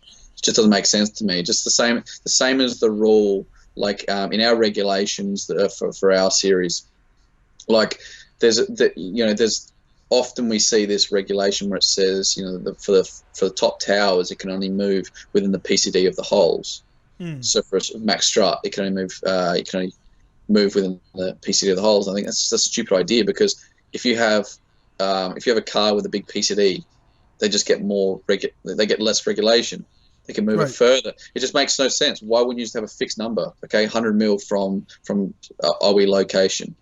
Why not just make it like that rather than within the standard PCD? So I think there's a few regulations which don't make a lot of sense. I think rear crossmember makes a bit more sense, but I think I think if the regulation is, as long as the geometry is not being moved that far from standard, i.e., you could go get this crossmember approved because engineers go away, they figure it out. Yep, this has the same geometry as factory. Now, mine you have adjustments, but the only reason why I have adjustments is because the fact that right now there's not really many regulations, not that I can see, where they allow an aftermarket crossmember, but it has to be standard geometry. So, except for the rack being moved. So, if that existed, I would make one that just doesn't have the additional holes. So it would just have factory geometry. Standard holes, yeah. Exactly. But I see no need right now because because it doesn't make a lot of sense. But I think that should be a case because, like, dude, how flimsy your crossmember is should not, like, just because they shouldn't have an advantage. You should be able to get an aftermarket piece which just keeps it rigid. It's not giving you. I think the idea of the legalities behind it is we don't want people having these custom geometry cars, complete custom geometry where there's a full race spec subframes. Yeah, it's kind of like, come on, dude. We're not talking about F1 here, man. Like, where that can give you a considerable amount of advantage when you're competing for what you're competing for and the money you are. Like you said in the beginning, man, the amount of nobody's making money off drifting, but companies that they got their banners up and everything, and they got the people buying their Mustangs and all that stuff like that. So, like, they're the only ones benefiting from it. So why not make it the wildest fucking show you can make to get more people in to get more money? Yeah, if you're letting people run whatever horsepower they want, why not let them run whatever crossmember they want? As far as I'm concerned, I would almost make the front end. Almost make the front end open. The rear end becomes an issue because I don't think you're losing any spectacle with cars within. I mean, I think if anything, you're creating more of a spectacle because it means people can push harder without worrying about spinning or whatever. So we're going to see less boring runs. But I think the rear end, there's a case for that where it's saying, if someone can spend, 50,000, 100,000 developing a rear end, which is just going to leave everybody for dead. There's a case for that where it's like, oh, that's just going to be boring to watch.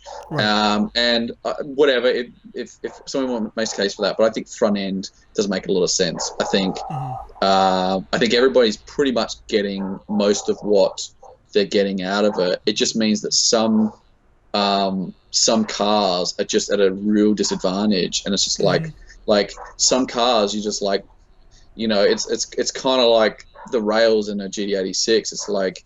It's almost making it so you just don't want to buy that car, but you kind of do it anyway because it's good outside of it. But I don't think that there are probably some cars with cross members and steering setups at the front where it's like if I could use this car if I wasn't so restricted. Right. Like if I could just completely max strut this, like just put all S chassis front end in it and make it, or whatever front end in it, and I can make this car good, I think it would just give you more variety. And I don't think they're gaining an advantage, or that much of an advantage, if any at all. So it doesn't make a lot of sense to me, like why you'd restrict it, because it's just like let people go a little bit crazy in the front end of these cars. Yeah. Like it shouldn't just like a car, just because a car has a better front end off the shelf. Just because it has a few little tweaks at the front end, it shouldn't mean that car, anyone driving that car, should have so much more of an advantage. You should be able to level the playing field. But yeah, that's kind of like you take it like because I have one outside my DR30, and it's like they got the box steering, the old school box style steering is like if you change that to I mean, I'm going to do mine eventually because that shit sucks, man. It's the worst. Yeah. It's heavy as hell. So I want to, put it, but I'm not competing in that car. So you put S13 or whatever R32 rack on there and modernize it, front and rear and everything. But yeah, man, it's weird how certain things get denied and certain chassis don't. And that's kind of a great segue because the question I want to ask you, man, in your opinion, what's the absolute worst stock suspension setup in your opinion, and what's your most favorite setup in your opinion? Like I guess because for me, for example, I love the R33, but as I advanced with the R33, I noticed that higher speeds because the upper control on the way it's set up and how how the R33 is set up, it feels more unstable to me as I started getting faster than if I went as fast as I did with my RB26 S13 with a different kind of suspension setup. So what's your opinion on that? I would say of the main cars, of like especially the Nissans and stuff like that, it's probably the R32. There's not a lot you can do with R32s. If anything, R33s and R34s actually have a fair advantage. Because R32, R33, R34s, they actually have a genuine double wishbone. They have two joints at the top. You can do it, and the other thing is they've really tucked in the coilover into the package a lot better than R32. R32, it's sitting out, and you're actually just physically limited with that strut, like on your trailing wheel. Basically, it's limited by the wheel hitting the coilover. Hits quite early. You can't move the coilover, sitting there. So you basically have to space. You have to put spaces on the wheel to space it out to not hit it.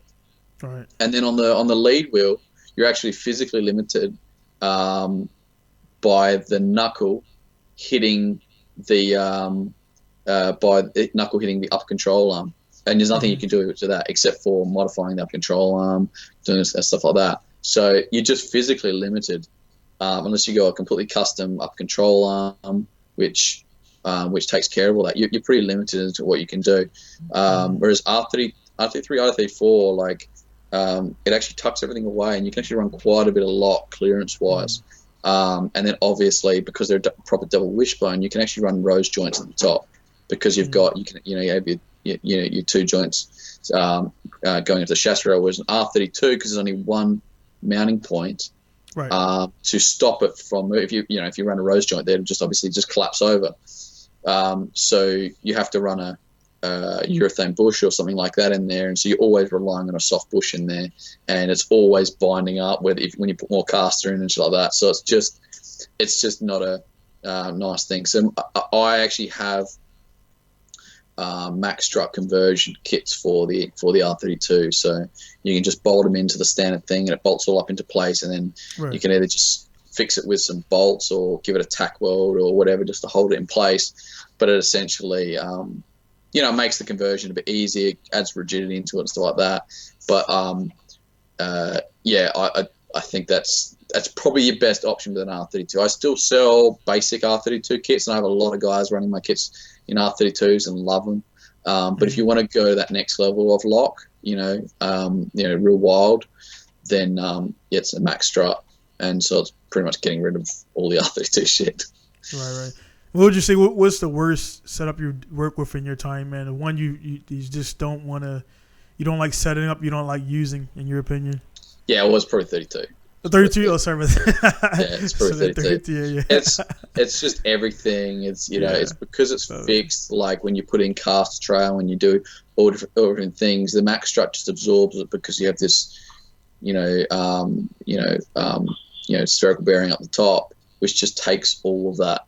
Whereas with the the R32 or whatever, everything is, you got all these, you got this kingpin inclination, and so everything kind of, when it stops aligning with that, it starts shifting everything, pulling bushes, and just starts binding everything up. So it's not a fun thing. So like people will set up these and you turn them in the air and you'll be like, oh.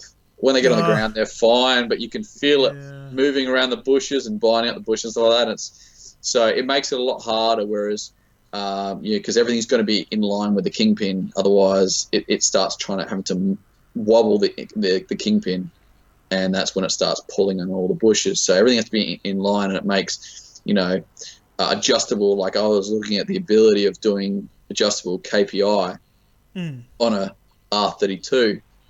And I looked at how I could do it, and I'm like, you can do it, but you'd have to, everything, you have to change that, and then you have to change this. You have to constantly, you have to give people a user manual to be like, if you change this much, you'll have to put in this many spaces here to keep the inclination lining up with the lower arm. Otherwise, it'll start pulling everything off axis and stuff like that. And I'm sitting there like, this is too hard. Like it's just, you want to keep things simple. At the end of the day, if you really want to go that crazy, go max strut. It's probably the easiest thing to do. Yeah, man. And then, actually, I lied, man. One more, like, in your opinion, man, sway, like, what? There's always a debate about, I've run because I've had this shit broken or whatever, like no sway bars in the rear. I've had no sway bars in the front, thick sway bar in the front, nothing in the rear, man. What's your opinion on sway bars? Is it just kind of like a more of a personal feel, or is it a necessary thing in your opinion?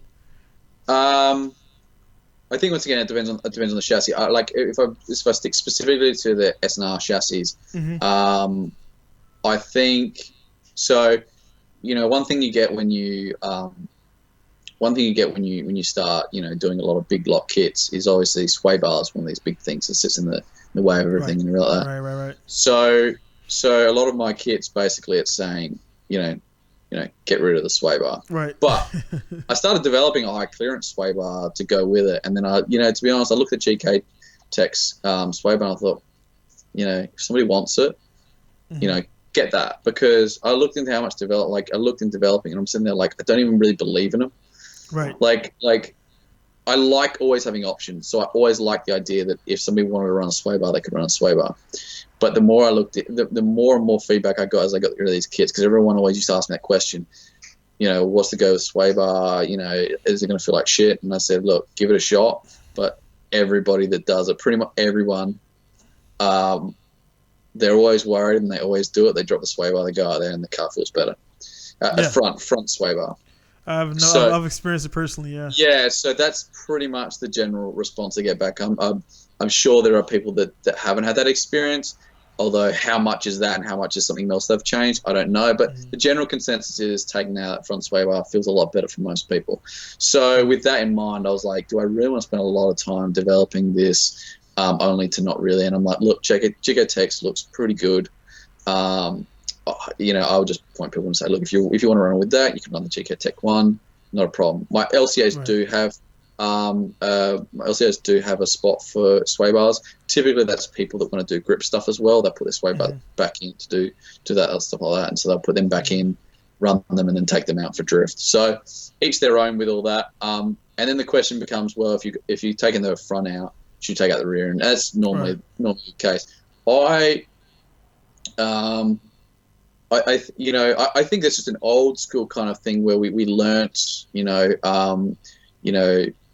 used to obviously put GDR sway bars in the back. Remember that time where you buy GDR sway bars and you put them in the back to make it drift because it makes it more oversteer, and oversteer is good for drift. Mm-hmm. Obviously, we kind of moved on from that. I remember the old White Line, which is an Australian brand. We used to get these things called Pineapple. I got White Line. I got 3 here. You get the package, and it would have 3 settings. It would have drag racing, circuit racing, and drift. Yeah. And basically drag was the most squat, circuit was neutral, and drift was the most anti-squat. Because the idea is get rid of the grip of the rear kind of thing. So yeah. And then we found that most people started dropping the rear sway bars. And this is even before people were dropping the front sway bars. Right. And most guys were dropping the front sway bars simply because they were doing RB and JZ swaps, and they didn't have the spacer or the kit to, locate it down and forward a little bit. Yeah. Or the white line is the one I run on my RB26 because it went around the pan, and you didn't have to cut the pan out in the sump and everything. Yeah. Yeah, exactly. So most people had been dropping the rear sway bars, and even if they still had their fronts in, they were like, that's where a lot of people were getting a lot of rear grip. But I would say I'm always cautious to say that, although I have seen people recently that people were saying, oh, I've still got the sway bar, and I said, oh, dude, take that out, like get rid of that. And I've gone take it out, and they're like, oh my god, this has so much more grip. But I'm always kind of mindful to say that, like, where we got all those reports back was a long time ago when this knowledge came in that dropping that rear sway bar is actually quite good for rear grip. So I'm mindful that like stuff has moved on a bit, and like I certainly don't know on like with FD doing stuff like that where they're going pretty crazy with all the setups. I don't know the exact science. I don't keep up, man. Yeah, but certainly with the more basic setups and everything like that, it seems to be still the case. But like with the amount of drop knuckles people are running with with the different coilos, like we've got a brand over here called Shockworks, which I push out as much as possible because they make really good really good stuff. But they tend to go on the more soft side of things, which is, so we're finding a lot of the cars are, we used to run a lot of Japanese and Chinese and Taiwanese coilovers, and now we're running the Shockworks, which have a much more approach, which was softer, a bit softer, and et cetera, et cetera. So I can't say for complete certainty that like it's still the case, but definitely back in the old days, dropping out that rear sway bar seemed to help, and I think it's still the case. Like I think you still gain it, but like I said, every car's different. Yeah, and I got one last personal question of my own. Is the these are not all these are like stuff I kind of like I've wanted to talk to you for years about this stuff, and one thing a lot of guys I was told by Sunaga of Team Orange, he was like that sway bar, take it off, and I took it off, and I noticed because everything's feeling really tight. I took the sway bar off, and I noticed a little bit more smoother transition versus I had the sway bar and it was tight and torqued down. He was pretty much explaining to me like if the right side is dipping down doing whatever, it's pulling your other side or vice versa. Is that your experience or? Yeah, I mean the thing about sway bars is anybody that doesn't know fully. My bad. Strut tower bar. Strut brace. Yeah. Because because it's like you got the strut brace up top and you got the sway bar at bottom, and it seemed like, and it does in theory, if you got a really nice beefy that it's not an eBay shitty one that's going to bend anyway. I was going to say, most of the strut braces I look at, I'm like, that's going to be nothing. It's just like a little. I've seen good Cusco ones and then bad Cusco ones. Like I had this one in my 32 and it was all like solid steel tubing and everything like that. I'm like, that did a good job. And then I see the other Cusco ones where they're like this light alley that goes across and like this very thin alley, and I'm like, how does one brand have one which would clearly do something and one which clearly wouldn't do anything? But yeah, look, I try and run them, and you know what?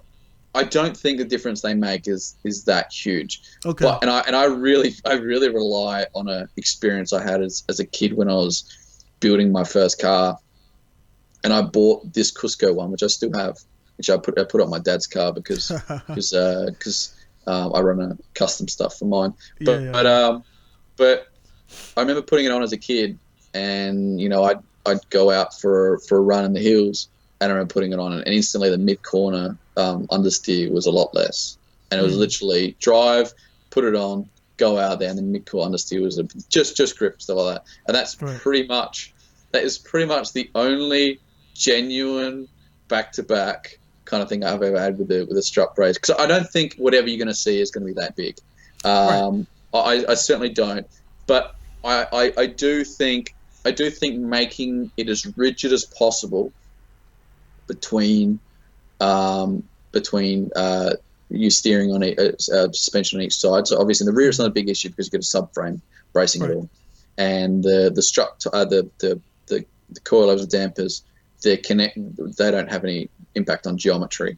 Right. So it doesn't matter that they're mounted to there, and could be flex there. The subframe keeps the geometry really steady in the rear. At the front, you've obviously got a big gap there, and so making suspension as rigid as possible and not flexing as much as possible, I've always found has been better. At least the geometry points, you pick up points. Making sure they don't vary is the most critical thing. Basically what I was saying before with the crossmember. So I always think putting a brace there, especially like triangulating one if you can, getting something that's really rigid, I think is important. But where I differ is I'm also a big anti-rigidity in the rest of the chassis. So I always remember that, talking to Japanese and everything, and I always used to see they used to always run bolting cages. And I thought a lot of it was because, maybe they just didn't care as much, or it was just the market or whatever. But I talked to a few of them, and they said, no, that we like we don't like it being too rigid. We like having a bit of flex in the chassis. Yeah. And I always remember that and kind of thinking, and I've seen some builds from these cars and, stuff like, where they're crazy rigid and not liking the look of how they move around and stuff like that. And, it's funny, I've owned a lot of Sephiros and a lot of Laurels. And as And as I was saying, earlier on, I was saying, the only real difference between these chassis is one is full framed doors and obviously pillared with a Cephei, and the Laurel, like R&S chassis, is frameless windows and pillarless. So there's a lot more flex in the Laurel, or at least in the mid section of the chassis. Laurel, and I can tell you, I've driven enough Cepheis and Laurels. I'm telling you right now, the Laurel is a better car to drive. It feels a lot better, and there's no real other differences. I mean, everything else is pretty much the same. It's cosmetic, except for the fact that it has more flex in the chassis. So, and I've found that to be the case. Cars with bolt-in cages, I've preferred over it. So I like the flex in the mid chassis. Obviously, you want to restrict some of it, but between your front, your left and right, in your front and rear, get that rigid between the two. Get that as rigid as possible. Right. And when it comes to the rear, at the front and the back, and having flex throughout the chassis, I actually like a bit of flex there. I don't like having that too rigid. So that's my opinion on that. I would try and run a strut brace if you can. The sway bar is makes it a lot more of a dramatic situation, because you're literally, essentially, if this one's compressing, it's trying to compress this one up with it, and so it's lifting the inner, it's doing all this stuff like that. So that makes a pretty drastic consideration. And one thing a lot of people don't take into consideration, and I'm not going to go too crazy into this, but this is something really important people have got to remember. And this goes back to what I was saying about, how every car's different, and, Acker-Man and everything like that with each car. So what people got to remember is that, as the wheels go through its compression cycle, they do tow and move around with bump steer and stuff like that. And even if they're not necessarily, moving separate of each other, they can move together with each other and just move slightly different rates. And what that means is that, it's like when you put your car up in the air and you go to full lock, and people are like, "Oh, the wheels are like completely out," and it's like, "Yeah, wait till it gets on the ground." Yeah, wait till yeah. And then when you get it on the ground, people put it on the ground, and they go to lock, and then they say, "Oh, we'll look at it like that." And once again, I'm like, that still doesn't tell you the situation, because when you're at angle, and it depends on whether you're on a sweeper or slowing into a corner, your leading wheel is compressing a lot, and your trailing wheel is uncompressing because it's getting loaded up. So there are different compression points. So the toe of this one is being changed because it's being compressed, and this one's changing in another way. And because they're changing like that, your Acker-Man is essentially changing. So sitting on the ground, even with weight on, and it's being pushed in like that, the Acker-Man's going to be different. It's going to change, and so changing your suspension is going to mean that your actual Acker-Man, or the curve of your Acker-Man, is going to change, because they're going to compress at different rates. And it's the same thing with a sway bar. Running a sway bar and not running a sway bar, one's going to lift the wheel a lot and one's not going to lift the wheel, and that's going to mean that is going to be at a different amount of angle, slight different amount of angle, when you're going through the same corner. So your Acker-Man is actually going to be affected by that sway bar. Now, there's a million things which affect your Acker-Man, but it's something to remember, how you have all these knock-on effects, and sway bar just isn't just feel. Essentially, at what rate of where these compress will completely change your Acker-Man. It's the same reason that going into a corner hard, where you're braking into a corner and you're slowing into a corner, you're actually going to have a different Acker-Man than when you're on the power gliding through a corner, because one, you're slowing up and the car is slumping over and compressing one side more, and the other side's going the opposite. And the other one, because you're going through the corner and they're evening out and there's less weight on them, they even up a fair bit. So sway bar seems like it's just a little bit, but it actually completely changes the feel and the Acker-Man, and then obviously the feel on top, how the car rotates and transfers, all that. So yeah, a lot to that. But I you know me, I could go into that. It's definitely, this is like the first of many, man, because like I say, I just kind of want to definitely touch bases back with you again as your products progress even more. Like to say that the subframe, which I've seen a bunch of those coming out now. I'm coming back. Well, I was going to return back this year, but after all this Corona stuff going on, I hope you're safe over there. Yeah, all this stuff going on, man. We're pretty good here. How's it going over there? But it seemed like, over here, man, like this season, like one thing is giving guys a few more months to finish their car, so everybody's kind of throttled back, like I can relax. But I don't foresee any events happening until almost June, man. That's the end of the season. That's this whole season is a wash for everything, man. I mean, motorsports, sports, football, UFC, everything is just like. I guess man.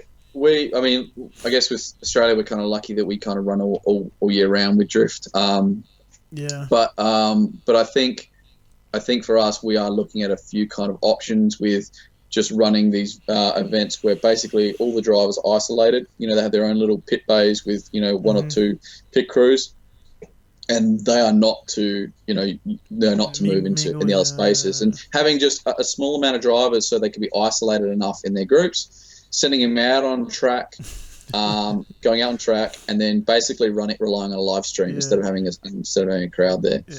I can imagine a situation where somebody wants to borrow a tool. Like, hey man, get the fuck away from me, man! Like it's like, I think we're just gonna be strict there because it's like I guess we just look at it and be like at the end of the day, to him. yeah, exactly. At the end of the day, man, it's that or not running. So I kind of think people will be understanding. And I think the thing is we've got to keep our sanity in this and be like, at the end of the day, Australia seems to be doing pretty good with it.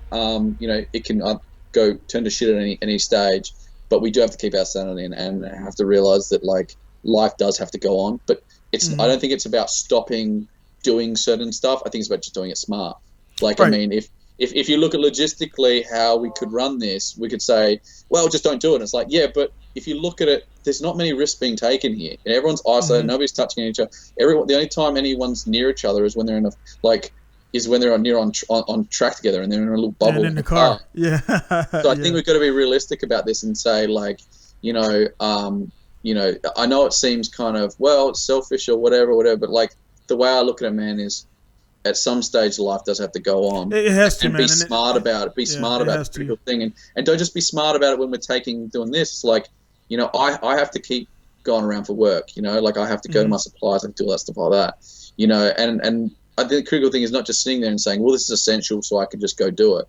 Being like, all right, it's essential, but I still got to fucking think about what I'm doing. Still got to take all the precautions and do all that shit like that. And I'd rather be doing stuff and taking the right precautions and eliminating the risk than just saying, nah, fuck it, I'll just sit inside and do nothing. Yeah, like some people want to do that. It's like right now it's a split between those. You're seeing it right now. I mean, yourself, me, other guys who are out there like go-getters who want to get shit done. They got you got your own goals. You got your what you're trying to do. Then you got the guys who want to be. They're not really motivated anyway, and this is perfect for these guys because they have an excuse now to sit home and be lazy asses, and that's like. Yeah. That for us, man, it's like, nah, dude. I personally don't like being stuck anywhere, and I haven't been. Honestly, I'm moving all around Japan, but I go to Tokyo. I don't mingle. I drop the cars over Yokohama and I leave. I don't. Yeah. So like you said, being smart. Don't hang out there. Don't touch hang out shit and then touch your face. Yeah. Like just like don't any like. You just float through places. Make sure you're not around people. Like some essential shit, you got no choice. Like if you go in the shop to get food and stuff like that, if you're getting groceries and stuff like that, you know what? But just be smart when you're doing it. Do as little as you can. Do whatever. But I think it means like I've got people saying like, oh, just don't go out at all. I'm like, okay, but what if I just go out? Don't go around anybody. Only stay in my car. Go out. Don't touch anything. Do it. And they're like, oh, don't do that. It's like, yeah, but there's no risk of any transfer here. Like if you're sitting in your own car, you're not around anybody. If I go out and drive out into the middle of the desert and stand out in the middle of the desert, people will say, no, you can't do that. It's not essential. And I'm sitting there like, yes, but you're not touching them. You're not around anybody. You're not touching anything that could be infected. You are in isolation just as much as you're in isolation at home, if not worse, because you're still around people at home. If you've got other people living with you. So I think we're just going to be smart about it. But at the end of the day, I'm completely okay with the government, or I'm not. But I understand the government saying don't go out because most people are too fucking stupid to realize that just go out. When you say non-essential, what they're really saying is like, because most people won't take the precautions. If you let people go out there and do whatever they want, they won't take the precautions. Right. So, but yeah, hopefully we can get some events done stuff like that. I lost a good amount of money, man. I mean, right before they announced it, and as soon as they announced it just like I had multiple cancels. I've to date, I did the math last night. I've estimated about 16. Now I'm up to about 16 grand lost money potential. I mean, it wasn't in my hands, but it was going to be coming. Yeah, and then customers canceled, so that was, I mean, that's a good. I mean, it's a good grip of cash, man. It's a, I'm still in startup phase, even 4 years in. I'm growing fast, but that's a lot. I can't brush that off like, whatever. That's affected me big time. Yeah. So, yeah, man, it sucks. And it's hard finding that balance, man. Like, I won't pretend that I've got the fucking answer because I don't think anybody fucking knows what's going on. Yeah. I just, I think if we can run events and if we can do it safely, I know there have been events run here where the police have checked off on it and said, look, you're doing everything right. We'd rather see you guys actually doing stuff and making sure some money's still moving around and actually these places are still existing. Because that's the other thing we've got to remember is these tracks, if they don't get money coming in, what happens to them? That's business. And so we've got to look at if we can support these guys safely, and like at the end of the day, if the risk is 1 in a million to do this event, but every day I'm going out to the shops, it's 1 in 1,000. Right. Then I think we've got to look at it and say, look, we should be able to run these events if the risk is low enough, and if it's if it at least gives some sort of normal, if it gives some push with keeping some places open, if it keeps things moving, if it does something, and it gives these guys a chance. I mean, look, as well as I do how many people there are out there, including myself and maybe yourself. But like, drifting is not just a fun thing to do. It keeps a lot of us sane. Yeah. And I know a bunch of people that are like seriously like getting itchy. And I used to get it as well, especially in the old days. If I didn't drift for a while, I would get really irritated and just feeling down, and you didn't really know why, and you go out and drift, and you'd be good for a few weeks or a month or something like that. So then we got to keep that in mind, like this, making sure people take care of themselves. It's not just about making sure they never go outside. It's like make sure people are healthy, make sure people are actually like. If this is going to go on for another 6 months or something like that, or a year, I can imagine, man. What does that mean for mental health issues? Depression, mental health, and then like you said, like a lot of guys said, it's not. I don't even want to look into suicide rates since all this went down, but a lot of people are getting mentally disturbed because they're losing cash and they don't have any other resources to bring any other cash. For my business, I have lost money, but I got other avenues to make money. That's within my business, and I can only imagine the people who bought houses. Right before this kicked off, 4 weeks ago ish. People have bought houses. People have opened up shops or companies, and they have no customers. And they're about to fold before they didn't get a start. It's like a shitty time, and the stimulus is not really the $3,000 or that Japan is talking about, which, by the way, I'm a foreigner. I pay taxes twice, and I'm not eligible. Yeah, I saw that with Luke's status. Dude, that's a punch in the stomach, man. Well, I love Japan, but they're like very a thing with Japan. Yeah. You've been here enough to know that, and that's a whole different topic, man. But in America, it's offering $1,200. Like, dude, that $1,200 and that's not going to buy me your fucking kit. So what? It's like, we are lucky in Australia. But I think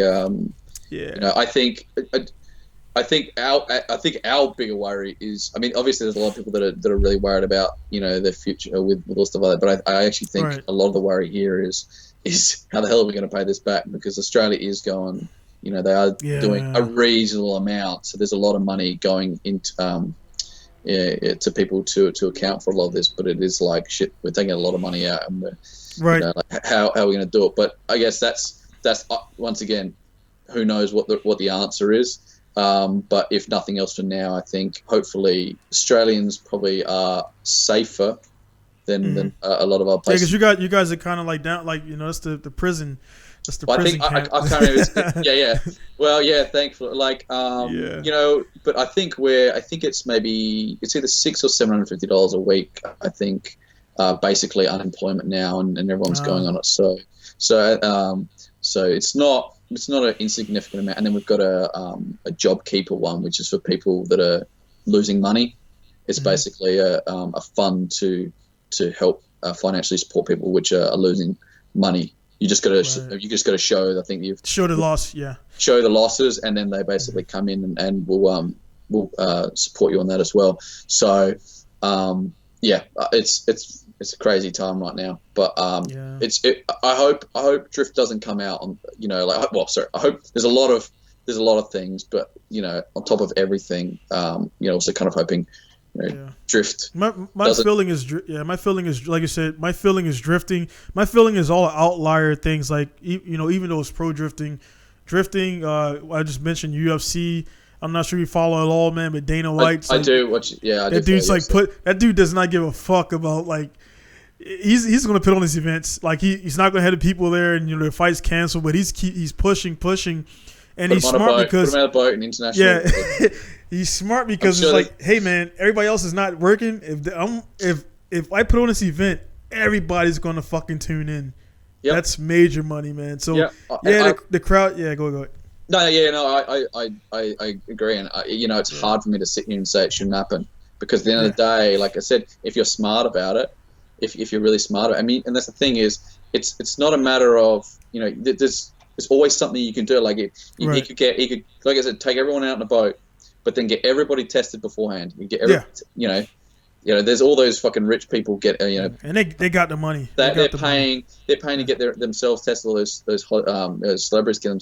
Like if Dana was to say like we're gonna have a crew of 20 people, 20 people or whatever, basic film or whatever. And we're going to test everybody before they get on the boat. We go on the boat, probably PPE on anybody, maybe except for the fighters at the time or whatever. You could do it. I mean, at the end of the day, you could do it if you really wanted to. And I think this mentality that no, just don't do it. Just don't do it. It's like, hang on. He's like, fuck that. There's always a way. There's always a way to do something. There's a lot of high risk activities that we do on a day-to-day basis, and it's all about risk mitigation. It's like, the UFC alone is a high risk thing. You got people going to the fucking cage and getting their heads smashed together. Yeah. Entertainment. That's the reason why we have doctors. We have all this. We have they've changed the weight cuts so that they can rehydrate properly. There's a lot of precautions that are taken, and end of the day, most sport is fucking dangerous, and there's a reason. There's risk mitigation. I think it's no different in this situation here. Right. Yes, there's a risk of something. But like anything, there's a certain amount of risk mitigation they can do to make sure it's the risk is as low as possible, and to a point where like I said, when you've got people going to the supermarket every single day and being crowded around, and most of them not taking any precautions, putting 20 people on a boat that have all been tested, and then put them in PPE, and then doing everything and think that's not. In the scheme of things, it's nothing compared to the risks that are out there. The fight, the event's actually going down. It's going down. They dropped. I actually haven't looked into it. So Khabib. Well, the recent one, Ferguson is still on there for the main event. They swapped Khabib. Khabib got stuck in Russia. He didn't get stuck. I don't know. I don't want to get into that, man. But they got the Gaethje fighting. So they're going to fight in somewhere in California. They finally narrowed down a region, so it's happening in California somewhere. But so they got that event's still going to happen. Of course, there's not going to be any crowd. Like you said, same thing. Everybody that's going to be there, they're going to slim it down to the most at least amount of people that has to be there. The referees, the judges, the camera guys, and I guess 1 or 2 cornermen. You can't have 5 fucking corner people and the fighters. That's it. Nobody else in our fucking arena. And of course the arena staff, but there's no fans, so there's no beers, there's no concessions. They're not doing all that stuff. It's definitely going to be weird. It's weird.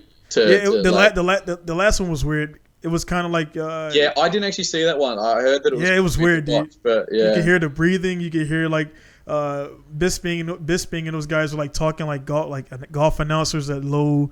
Like they're not like then it's gonna be cool because you can hear the shit talk a bit better. Yeah, And it's kind of, it reminds me of Pride, because a lot of guys not old enough to remember Pride in Japan, and Pride was like quiet until because the Japanese crowds were because they were you're so right.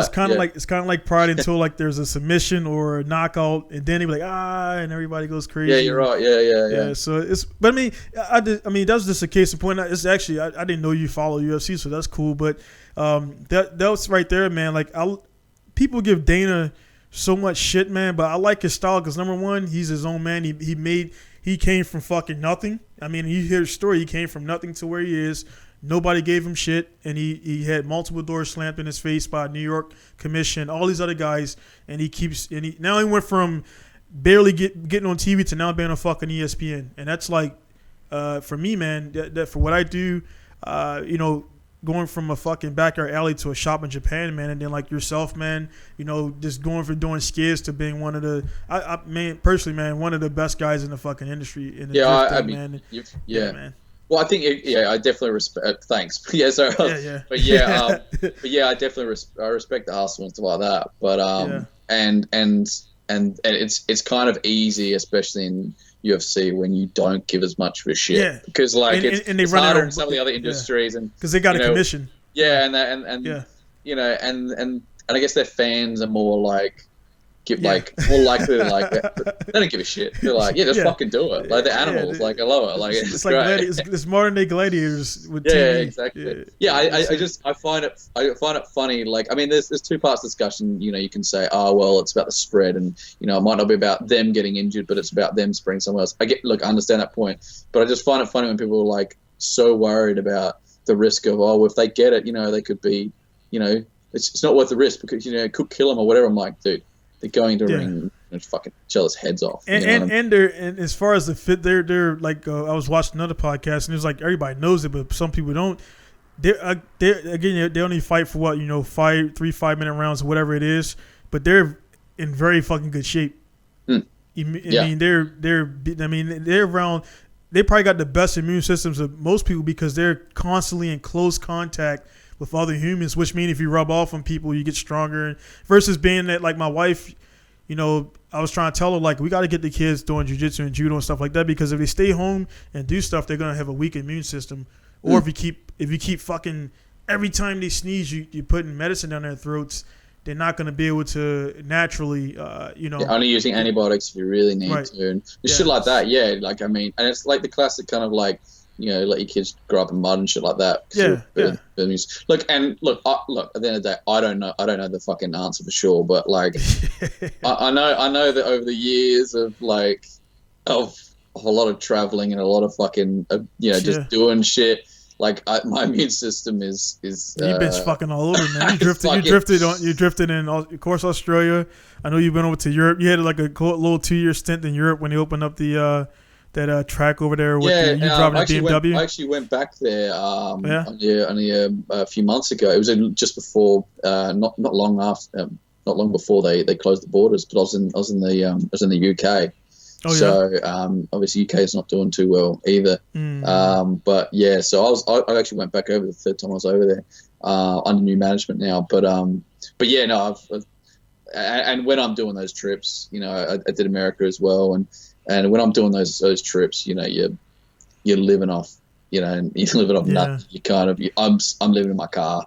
Yeah. I'm not. You're dealing with a lot of shit. You're having weekends where it's just a bender. You drinking all things, so it does run down you a fair bit. But like I said, I'm glad. Like as a kid, I kind of, did spend a lot of time in the mud because. All those trips and shit like that, I would have been fucked. Man. You're running down your body, like no sleep, drinking, all that shit, foreign country, foreign bugs, But yeah, who knows? It's be interesting to see how things go. But we've got an event next month, and we're gonna just play by ear and see how we go. But. Yeah, definitely, man. That's one of the coolest things again about this. Wrap up on this, man. It's like the drifting, man. The cool thing about it, man, is like we all do it worldwide, and you can go to a different country, man, not speak the language, and like you got that common, you don't have to say anything. You just know the goal is to get sideways, stay sideways, do as much, smoke as you can and stuff like that. And it's a cool thing. Like you probably seen the guys that drove from Germany to Japan. Yeah, so I've been looking to do that for a while. I was looking into the ferries and seeing this. I even talked to some Russian dudes about it. Like, what do they need to get through there? Like, I'm gonna get them one here, man. AKs, and I'm like, okay, yeah. Sketchy, obviously, parts of Russia to go through. And so that was like one of the ultimate ones. I wanted to do it from basically the UK, all the way through to Japan, because UK has right-hand drive cars. So, I don't know if they contacted Guinness, but I'm pretty sure, man, that's the longest fucking drift trek, man. To my knowledge. Man. And then and I met him. The funniest shit, man, is I put a picture up a while ago when I just randomly went to my guy in Saitama. And I'm like, that fucking BMW looks familiar. No shit, it was these guys there. My guy Rahman had met up with him. He picked him up from port, and then so I followed these guys, and then this fucking the scene, man. It's like that right there showed me, man, how small the fucking scene is, man. So honestly, man, I that's basically what I've done with drift the whole way. Like, not so much Japan because it's a little bit more isolated there, but obviously I've had mates along the way. But dude, with Europe, I'd go over there for an event, and I go over there, and sometimes I plan a few other events while I was over there. But that was basically just from shouting out and saying, "Hey, what's an event?" And people would just say, "Oh, we got this on. We'll give you a car or whatever." And I was like, "Yeah, sweet, no worries." And I'd get over there, and I'd have a change of plans, and I'd be like, I'd put a call out and say, "Hey guys, whatever," and these guys would be like, "Oh shit, yeah, man, dude, free here, come in." So I'd end up there that night, sleeping on a couch there, and they take me out, and we do shit and stuff like that. And honestly, you're right. Like, drift is very unique in that way. Yes, there's a lot of. I think that the reason why drift is unique is because it's so universal yet so tight. Yeah. So if you're a soccer player and put a call out, yes, everyone in the world plays soccer, but if you put a call out and be like, "Hey, I'm a soccer player," everyone's like, "Okay, who cares? Yeah, who gives a shit?" But the thing about drift is it's tight enough of a community, yet spread enough that you can put a call out pretty much anywhere in the world, and the local drift community will be like, "Oh, some drift dude from Australia's come over, from fucking South Africa or whatever. Fucking, let's show them a good time. Let's show them our scene." And it doesn't matter who they are. They don't have to be a name. They don't have to be anything like that. Just somebody from another. We'd have people coming over to Australia and coming over for work or whatever, and they'd be like, "Dude, you're the only Australian I know. Do you want to can you show me around?" Like, fuck yeah, dude. So we just take them out, and all my mates would be, and I'd tell them, "Hey, dude, we got this guy coming from such and such," and they're like, "Oh fuck yeah, let's just get the cars, go in the hills or whatever, we'll take him out, go sliding or whatever." And drift is very unique in that kind of sense, like where and so that's why I love it. Like it's great. But one thing too is because I do grip. I started from drag racing. Grip. I mean, drift is also. I mean, is obviously been like the bulk of my thing here since I got to Japan because I was on the thing. Once I got out of the military, I throttled back a little bit because I'm living here now, so I don't have that rush to try to D1 GP is what it is. I'm kind of over that hype train, and they're killing themselves. I don't have to talk bad on them. They're doing enough themselves. So the thing about it, man, as far as drifters, man, is like we've all like that struggle, man. Drifting is a destructive sport, and you don't last long in it if you're going to take good. I say it because I don't get any drifters at my shop. I've been open 4 years. I haven't serviced a single drift car for an individual. It's been all street because I know that, so I'm not gonna get angry at the drifters local because me too. I didn't go to another shop because if I did that, you wouldn't last a year as a drifter.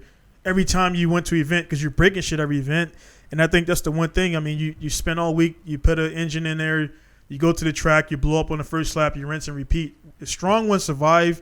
The guys who are just doing it for a Tokyo Drift Fed, they don't last about 2 months and they go away. And you got years in the game, I got years in the game, and it's like, fuck it, man. Let's just park the car tonight, get to it tomorrow, or get to it tonight, and whatever. And it's like one thing worldwide. no matter where you go, it's the same thing all the way around. And did you see the show called the Hyperdrive? No, I On didn't. Netflix? I did. I Yeah. heard about it, but I had a guy from the show in here, and there was different levels, different What was income his? levels. I think. What was his name? Well, the guy I had on was a guy called Tokyo, black guy. Yeah. And then I'm gonna try to get the fielding on his shredder. He did really well. He did really well. He did really well. And that event really helped his business. But overall, man, I talked to those guys in the back, and he's like, dude, everybody, these guys are from Germany. This person from Africa, this guy from France, and they all, because it was like a fucking drift event, but they just call it a hyperdrive, but it's really a drift event. And all these guys are just being very helpful towards each other, and they never known each other, and loaning tools, loaning parts, loaning this.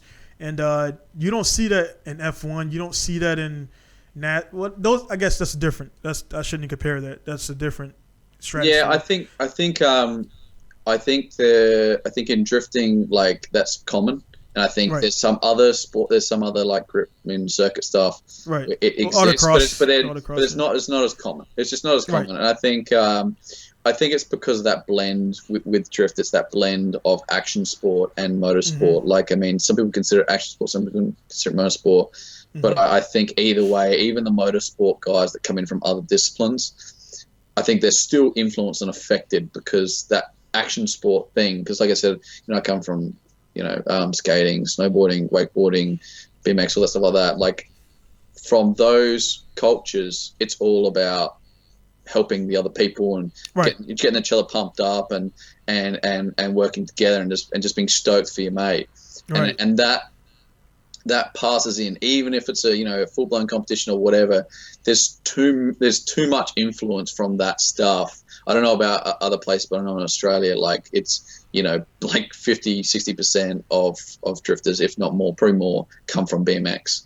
Well, a smaller percentage skating and whatever, but like pretty much like most people come from that kind of thing, and so that influences enough that even at a competition level, it has some level of influence, and people are more kind of like, oh yeah, like everyone's trying to thrash with each other and stuff like that, and you're trying to beat that person or whatever, but if you lose, and I think it's like, I've seen different cultures, but I know like South Australia's in a good place right now where for the last, we just didn't let that behaviour, when people let their egos get too big, let that, like, that person would just get kicked out. Like, they would just, everyone would be like, fuck that person. And it's a lonely place to be at a drift event if you don't have any friends, like, and nobody wants to be fucking mate because you're a dick, because everyone else is being friendly with each other, and if you're that guy talking shit on everybody and saying fuck you and just having a bad attitude about it, it's a lonely place to be in drift. Well, that's why. Well, speaking of that, is why. Well, 2 points. Like, the BMX thing actually in the States is very big as well. And BMX, I never did any organized events, but BMX, like, we had the we call them GT Diamondbacks, mongooses. They all got stolen where I'm from, because I'm from the city. So if you had a mongoose or a diamondback, it was like gold. And if once a drug dealer steals it from you, you're not getting it back, because you can't call the cops and say, hey man, that guy stole my bike, because when you get it back from him, it's going to be some repercussions because you call the cops on him. So I had mongooses, I had diamondbacks. And we would ride out like 20, 30 guys, dude. We ride out, jump off of shit. It's weird that you said we got the BMX thing. Then for the like I say, the lonely part, man, that's actually why I stayed away from Ebisu, because you guys didn't fucking come back, dude. Like, you guys stayed away, and I was looking forward to every time meeting with Stewy, fucking CC, all these guys, man, and like you guys and Wayne and all those dudes, man. And you guys kind of like got your feel of it, and I know I'm not trying to put anybody on blast. We all know, Power Vehicles is there, and they grew fast and things like that, and management or whatever. It is what it is. Maybe I'll get Andy on here. We'll talk about it. But it was like, I think the thing is it had to change, because like when you just too big, when you that scale, dude, it just becomes so big, and so you have to be more a certain way. And that certain way is something that I don't want to be a part of. But it's it stayed. Well, they grew, the way they wanted to run it, how, like you say, 2009. Like, you can't run it that way no more, because now you got all these people who come in here because they've seen you guys' story, they see you guys just share everything. Now it's become kind of a thing where you take a jab at all the guys who want to go to Ebisu now because there's other guys in Hiroshima and Osaka that's got like little drift rings and things like that. But I would go to Ebisu. The last one I actually had some guys there. I went twice. I was at fucking Ebisu by myself, dude. The whole event. Like it was because I would try to get with these guys and they would be. I'm like, I'm gonna stay away from that because I got my own issues and I don't want to fucking blow up on these dudes.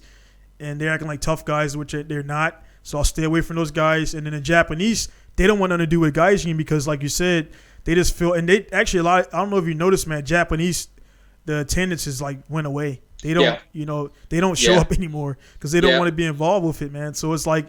I'm like, man, I can't fucking be in a Matsuri and be by myself after experiencing being in a group with you guys, just hanging out, talking about Bike Girl, Alexi, rolling around there where he's at. And, yeah, man, it's just like fun times, man. And like now it's like boring.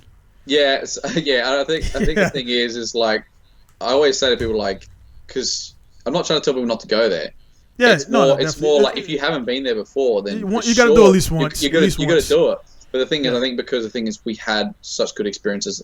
It's not comparable. There's no new experiences there worth having. Like it's, you know what I mean? Like it's, we had such good experiences. We've drifted all the tracks. We've done some crazy shit. Like to go back there now, it's like, all right, well, it's the same tracks, the same disc, but with less, with not the same vibe.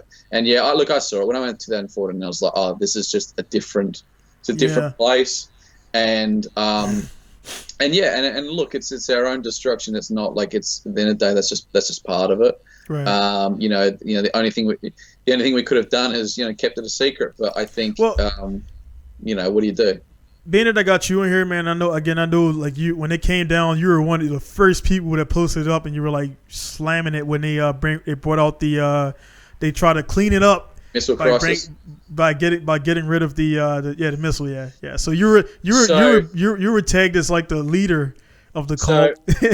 one of the most annoying things about that whole thing, and you would remember these guys, but when they were saying blaming white people for these missiles and the Japs do this and. Look, there's a lot of dudes out there that just tug off, Japanese culture or whatever. But let me put it this way: where I first really got inspiration. Now, a lot of people know my 32 as being a bit rough and whatever back in the day, right. But realistically, it was just a few dents and scratches in the scheme of things. When I went to Ebisu the first time, which was so that was 2010 spring. There was those guys down at Minami, and they're just 100% missile guys, like, and not like, oh, their cars are scrappy, like they're taking the piss. And like they had this whole section set up with spare parts and everything, and they were just going out there and they'd have all the exhausts, and that was the guys with the I remember those dudes. Like they're taking the piss. And I looked and I thought that's fucking awesome because they're not crashing into people or whatever, but they are taking the piss, with how they're modifying their car. And the coolers, like, in the air exactly. Yeah, that was the one. Yeah, I remember the guy with the S13 with the tray. Yeah, with the tray on the back. Yeah, oh, it's great. So I loved that shit. I absolutely loved that shit, and I thought it was like an expression. It's like it's an expression. Separately, there's a certain amount of creativity and everything involved and all that stuff like that. So that's realistically where I was. So anybody to say, we went there and we started fucking shit up and whatever, no, bullshit. Missiles were there before, and not just people with practice cars. No, there were people with missiles taking the absolute piss there. It started with the Japs. Now, further from that, yes, like, so I think, one of the things is everyone kind of, says, missiles are ruining the sport, and so there was two main forks here. There was Ebisu, and then there was Driftland. They were the two heads of things. Both, funnily enough, both of them Scottish. You had Andy and Jeek. And look, I obviously had a strong opinion. I respect both these guys. I still do, but I have my strong opinion against it. Now, there's two different things here, they were kind of bouncing off each other with saying, justifying it, but there were two different things. Driftland was saying, like, it's a bad image, like, we're not, people don't want to watch this, it's ruining the sport, da-da-da. And that's fucking horseshit, especially over there, man. They fucking love it. They love the bash cars. They love watching it, and it's great to watch. And at the end of the day, you can sit there and say, they ruin the sport. But guess what? I've drifted with both those guys when they had missiles. I've drifted with both of them, had a great time with them, and they both learned a lot with missiles and stuff like that. And I think Andy would happily say, well, you know what, but I wasn't taking the piss, and some of these cars that are coming are taking the piss. And so I try not to direct too much at Andy and Jeek, because I think if you actually listen to their arguments, they're probably not as the general feeling that was coming out of it was probably not exactly what Jeek and Andy was saying. A lot of the real anti-missile shit was a lot less. They just didn't want missiles at all. And they're agreeing with Andy, but saying no missiles at all. You should never have missiles. And they're like, well, you're talking to two guys which have had missiles in their time. Okay, maybe they weren't the worst missiles or whatever, but I don't think either Jeek or Andy would say that missiles or practice cars, battle cars, whatever, did not play a role in their driving and how good they got. So I guess the critical thing is people sitting there and saying, well, it's a bad look for the sport. And I guess the thing is that, that's what free market's about. If people don't like the missiles, they're not going to come to those events. And you're going to make it. I have nothing against an event organizer saying no missiles. I've if they've decided they're going to make that choice, I have no problem with it. But the idea that we should ban all missiles because they're ruining the sport and making this thing. I mean, a lot of people don't know, but I actually got banned from a local track. Well, I didn't get banned. My car got banned from a local track very early on in the day. I earned the piece like 2010, 2011. There was a huge uproar because the track owner had come in and had said, and this wasn't even at his event. It was at a ADGP event, so externally run event. And he said, you can't bring this car here again. And I said, okay. And I respected this. I respect it because then it's still his track and whatever. And he said, it's just not a good look for the sport. And I said, feel free to tell me what you want at your track or not. This is a free world. Don't ever fucking lecture me on what's good and not good for the sport. Right. Because as somebody that whatever name I got was through people watching my videos and loving it. Right. The amount of people that would reach out to me and say, I love what you're doing. They said, I liked drift, but I couldn't find my spot in it because I didn't want the flashy car. I just wanted to go out and drift. Right. And they said, you kind of gave me that ability to be like, all right, I can actually go out and do this. And it opened up the channel to missiles to be okay for a while. And for people to go out there and have these practice cars and not feel fucking, absolutely grilled like I was when I was a kid. When I started doing this, missiles weren't acceptable. And so I got grilled like crazy, man. And everyone would give me so much fucking shit. And so I had to go through that whole process and realize, well, do I just stop doing this and do what everybody else in the drift scene wants, or do I just keep doing it? Because in my head, I'm like, I'm not doing anything wrong here. I'm not crashing anybody. Yeah. I'm doing my own thing. The only people I'll drive like pretty crazy with are other guys that like, are my friends or whatever, and they let me, drive like that or whatever. So what happened is over time, the videos go out, people start liking this stuff, and all of a sudden this kind of trend comes along where all of a sudden people feel like they can actually have these practice cars. And then we get a whole bunch of people in this. Your video blew my track up, man. MSP, I got here in 2008. There was like 6 cars in that whole lot.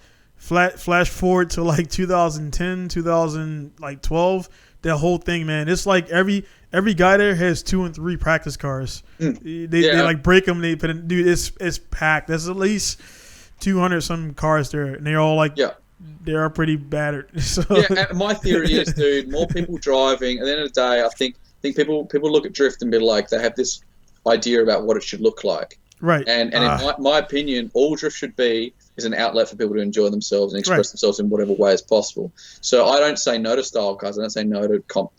I don't demo guys, YouTube guys, missile guys. I don't say to any of those guys unless they're affecting other people.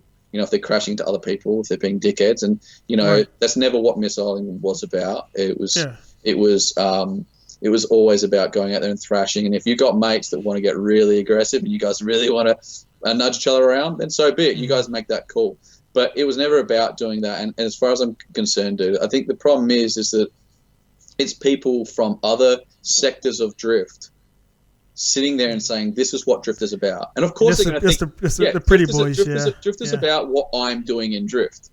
And then not accepting that there's anything else. And then when they see another part of drift taking off and doing well and getting a bit of kind of hype or whatever, they're like, no, that hype should be for this because this is what drift should be. That's all it is. And case in point. Let me put it this way. No one, when drift for a while, nobody was really caring that much because even the guys that would give me shit about it, that I would get teased or whatever, they didn't really care. They wouldn't post up about it or anything like that. It was only when drift started getting like other people would compliment either me or other missile stuff. That's the only time when all this anti-missile sentiment came in. When it became popular, because people were like, "Oh no, hang on.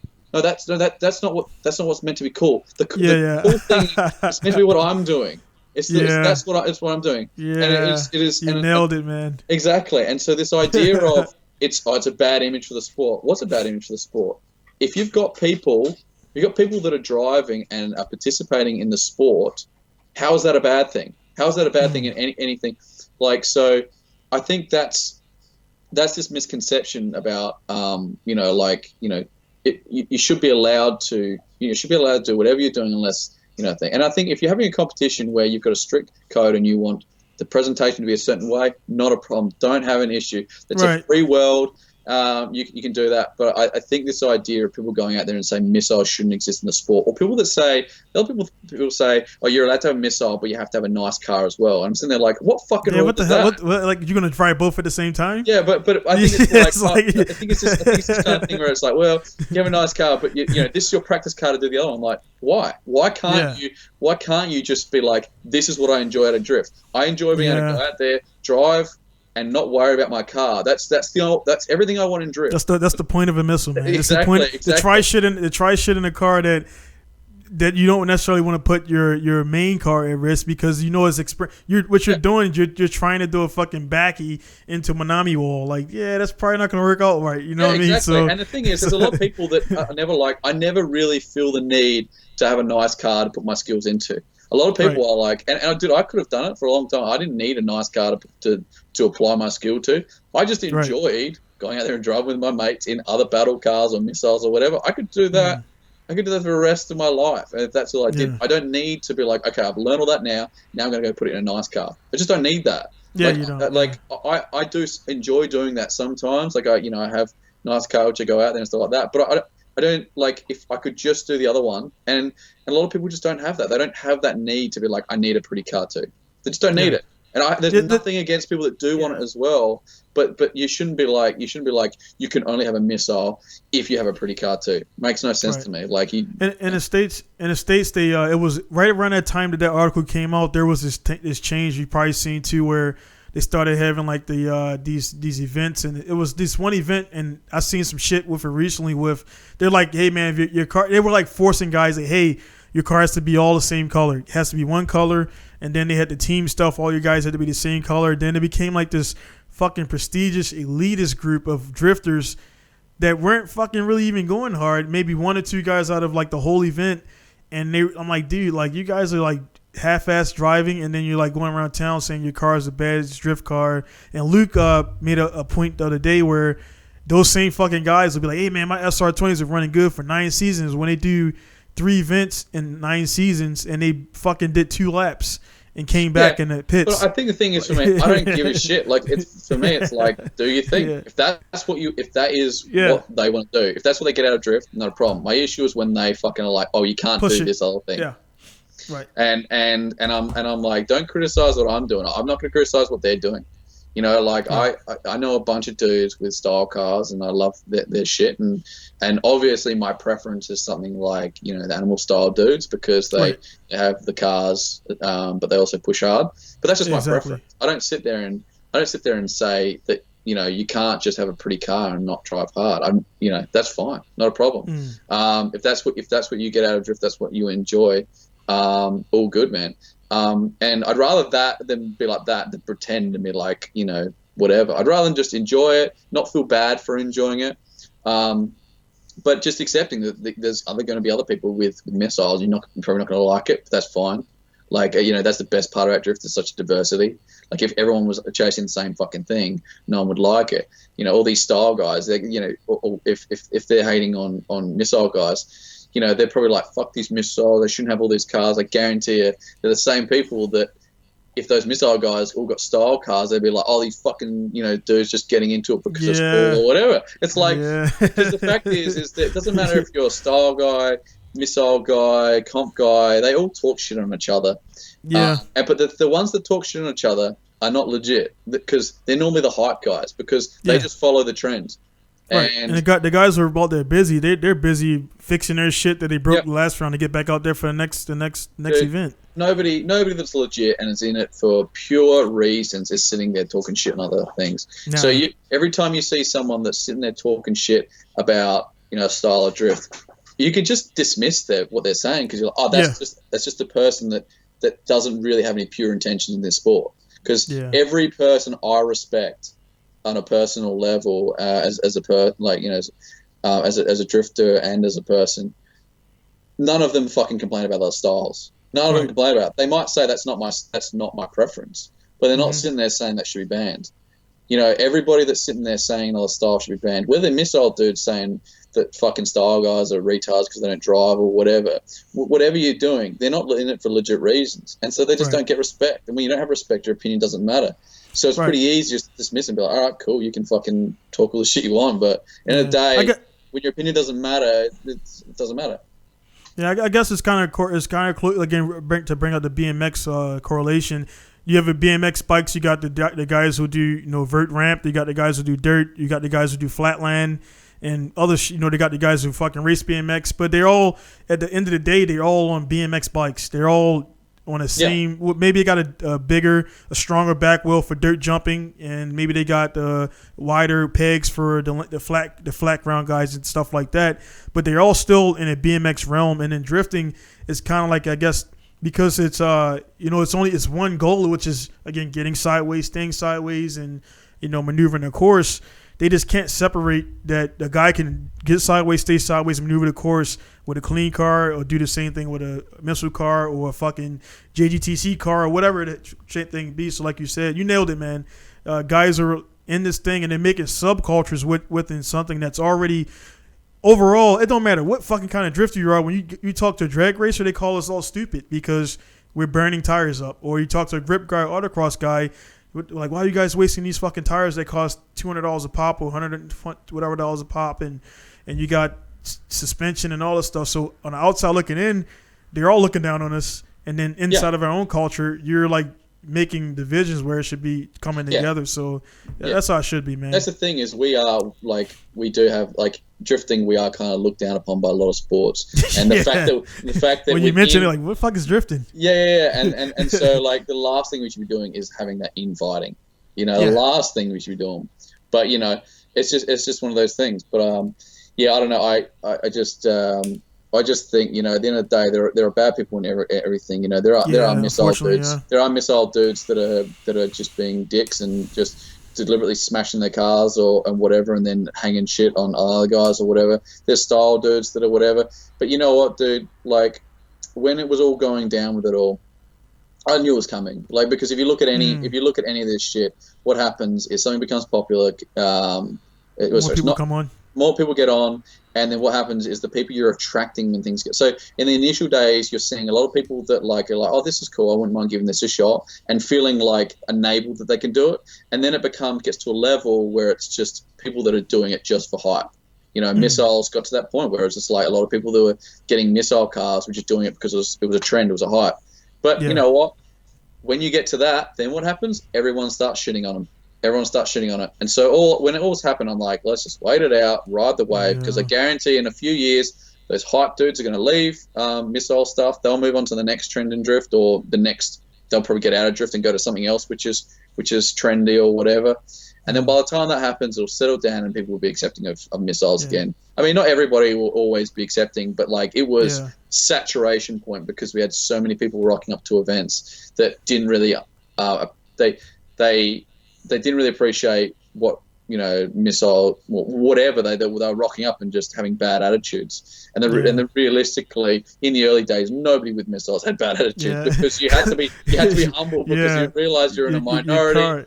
Most people were kind of iffy about what you were doing. And the thing is you knew that nobody really liked what you were doing, so you couldn't be there for the wrong reasons. You had to be a fairly chilled person that just liked to thrash, but then obviously when it got so popular, there were so many people in missiles that were literally just there for the hype, and obviously you're going to get these dickheads, of course.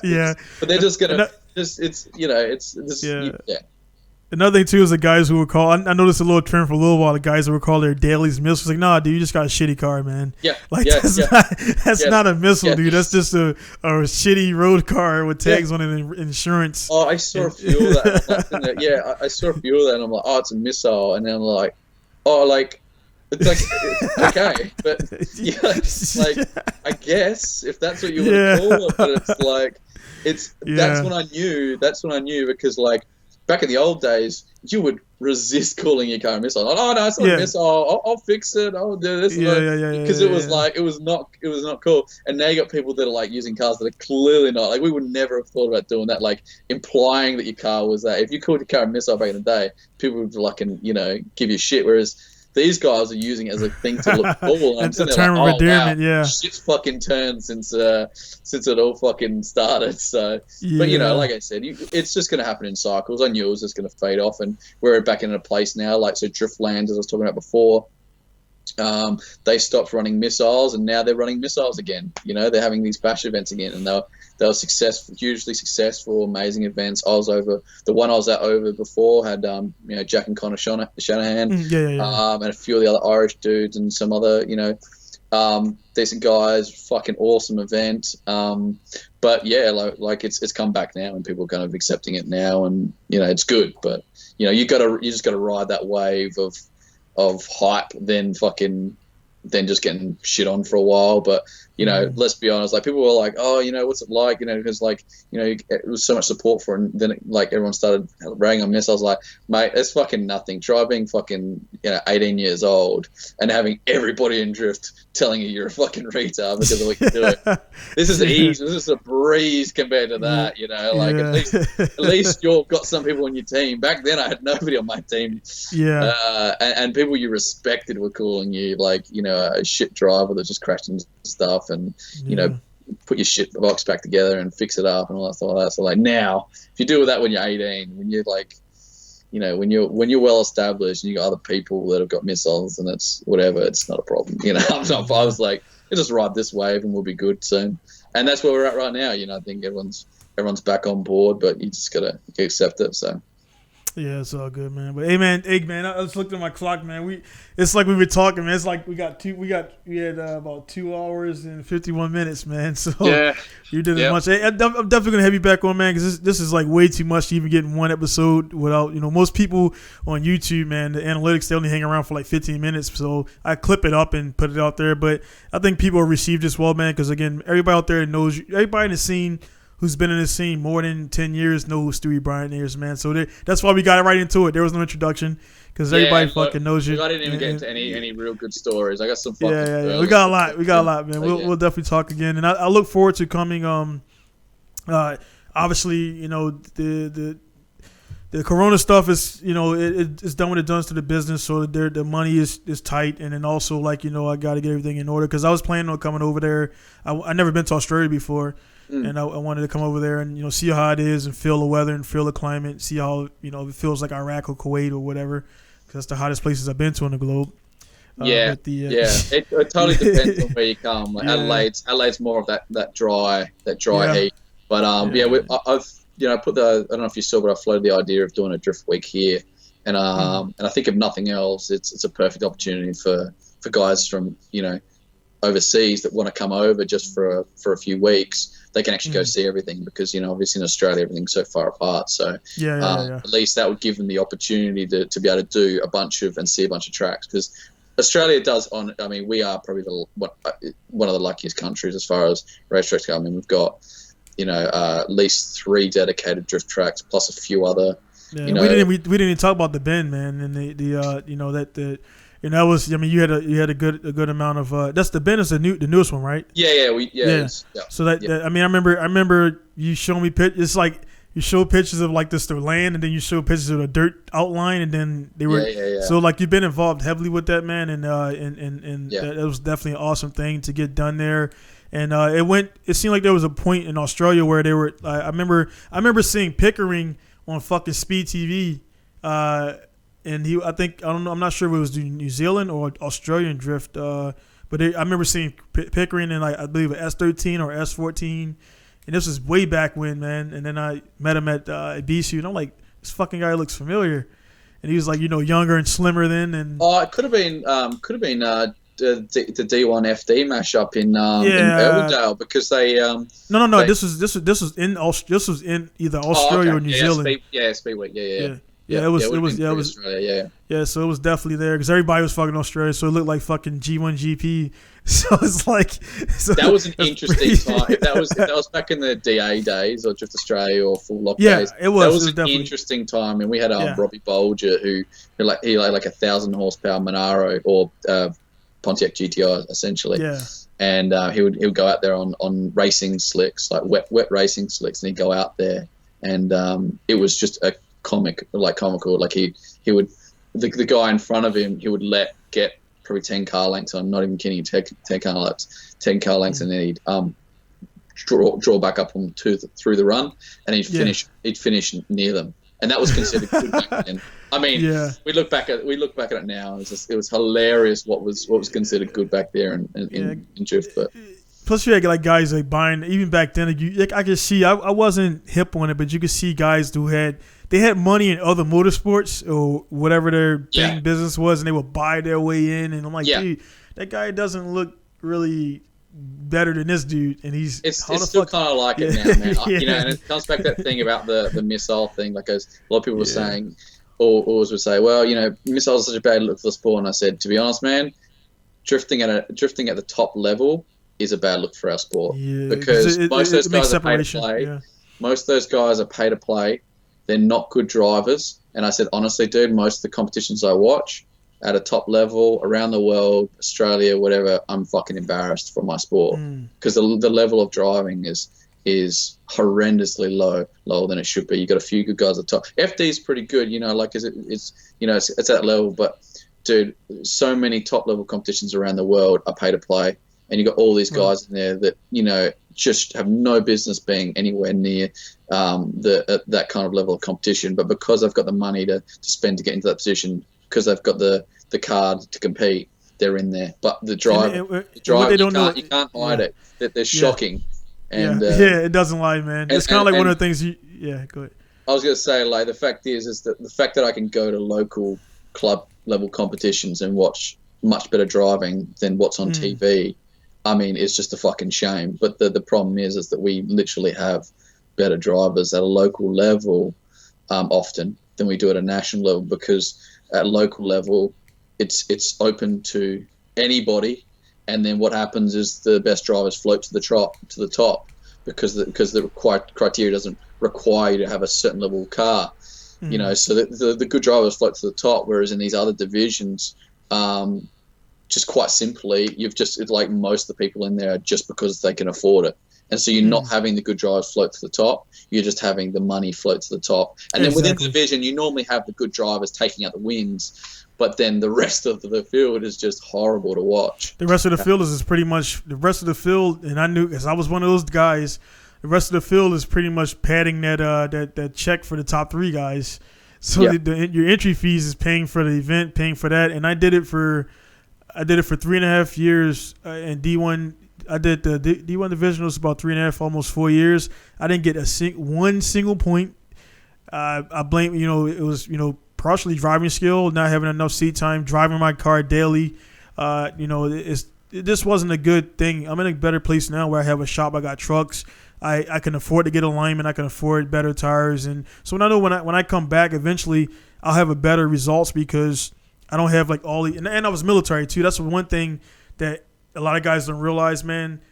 I still did more than the average guy being military because I had this obligation of being military. I've been in Iraq and all this crap before I could even get to drifting, which would be like, have me up at 5 o'clock in the morning fixing my car. Then I got to report to work at 6 a.m. I didn't sleep for 2 days because I was getting the engine built, replacing it, and then so a lot of guys didn't see that too. And they're not making excuses. I took my first trailer car to an event. To my first pro event was King of Asia, and got my pro fucking license, man, in one attempt. And he was pretty much like, yeah, you're gonna trial here, and I made top 16, and that's how I got my pro license and that. But again, it didn't feel as glamorous as I thought it was. And then I still can't fucking do D1 or FD because they don't recognize it because of the politics. Keiichi Tsuchiya was there. They didn't really, the whole deal with Tsuchiya and how he got beef with like everybody, or they beef with him. So I drove in King of Asia. I'm thinking this is a good thing. I come back to my local track and people don't even fucking talk to me, dude. Like seriously. Because I took a picture with fucking Tsuchiya, who has a thing with Team Orange, and you guys know this stuff out there. There's no secrets, and because they assumed I was sleeping with fucking Tsuchiya, and I'm like, dude, I'll talk to whoever I want to talk to. This guy got myself and many other dudes involved in drifting. Who are the guys that you guys look up to, and how can you, from some rumor, like blackball a guy because he's making money, and that's what the big thing is. He's making money in the name of drift or whatever he does, and they don't like that. And it's a bunch of other shit behind the scenes maybe I don't know about, but I think the thing is like I've been involved in a lot of seen a lot of Japanese competitions, stuff like that, and it never feels like it's like they seem to be going along the same structure as well. So that they've been using for many years as well. So like it's the structures and I'll go into it more like another time when we talk about the bend and stuff like that with competition stuff like that. But one thing I've been doing over the years is when I run events, competitions stuff like that, is the structure I find is so important. And so criteria, layout, structure of the event, these are also critical in making the good driving float to the top, because just shitty structure can just make such a big difference and make it so hard for anybody that's a good driver but doesn't have this or that or whatever.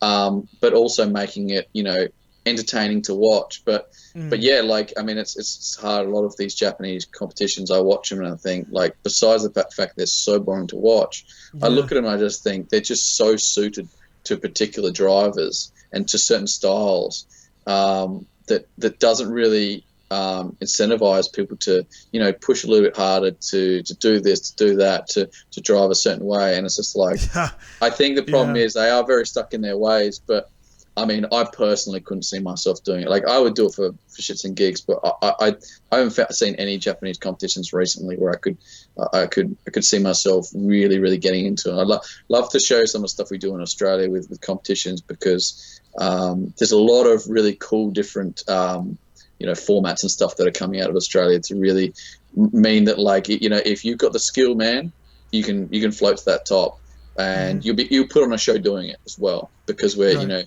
so. But yeah, no, let's get into that. Let's get into that another time. I really like to talk to you about, like, that'll come together with the bend and the events we're running there. We'll get into that. Definitely, man. Like, again, man, thanks for taking all the time and, and being on the podcast. We'll definitely link up. It's been good to talk to you, because I was going to say, it's been about you. I just want to catch up, because a lot of people, when I ask them, they go, you want? I'm like, nah, my podcast is not an interview, because those are, like you say, it's awkward. It's just like when it flows, it's naturally, and also people out there receive it better when it's a real, genuine conversation that we just had, pretty much in front of the public and everything. So yeah, man, it's good to go. I'll keep you up to breast with my schedule. If this falls off and I recoup some of this money, maybe I'll send my family away, and I'll come over there, because I'm not bringing a family. I got 3 kids and a wife. That's too much, man. So I'll come over there by myself and hang out with you guys and get a car and everything. So again, man, thanks for stopping by. If you got in, send me your I'll put it at the bottom, man, because it's at the tail end. Your web pages, your Instagram, all your social media links. Yep, sweet. And I'll get those up for you for the guys to see again. So guys out there, again, we probably gonna do it, sometime in the future. If you got any questions for Stewy, of course, you can hit him up. I'll put his information down there if you're interested in his products. As far as any questions for me on the podcast, again, podcast at pinkustyle.com, and that way you'll be able to ask any questions you want to ask, any topics, or any other questions that you want me to get to Stewy.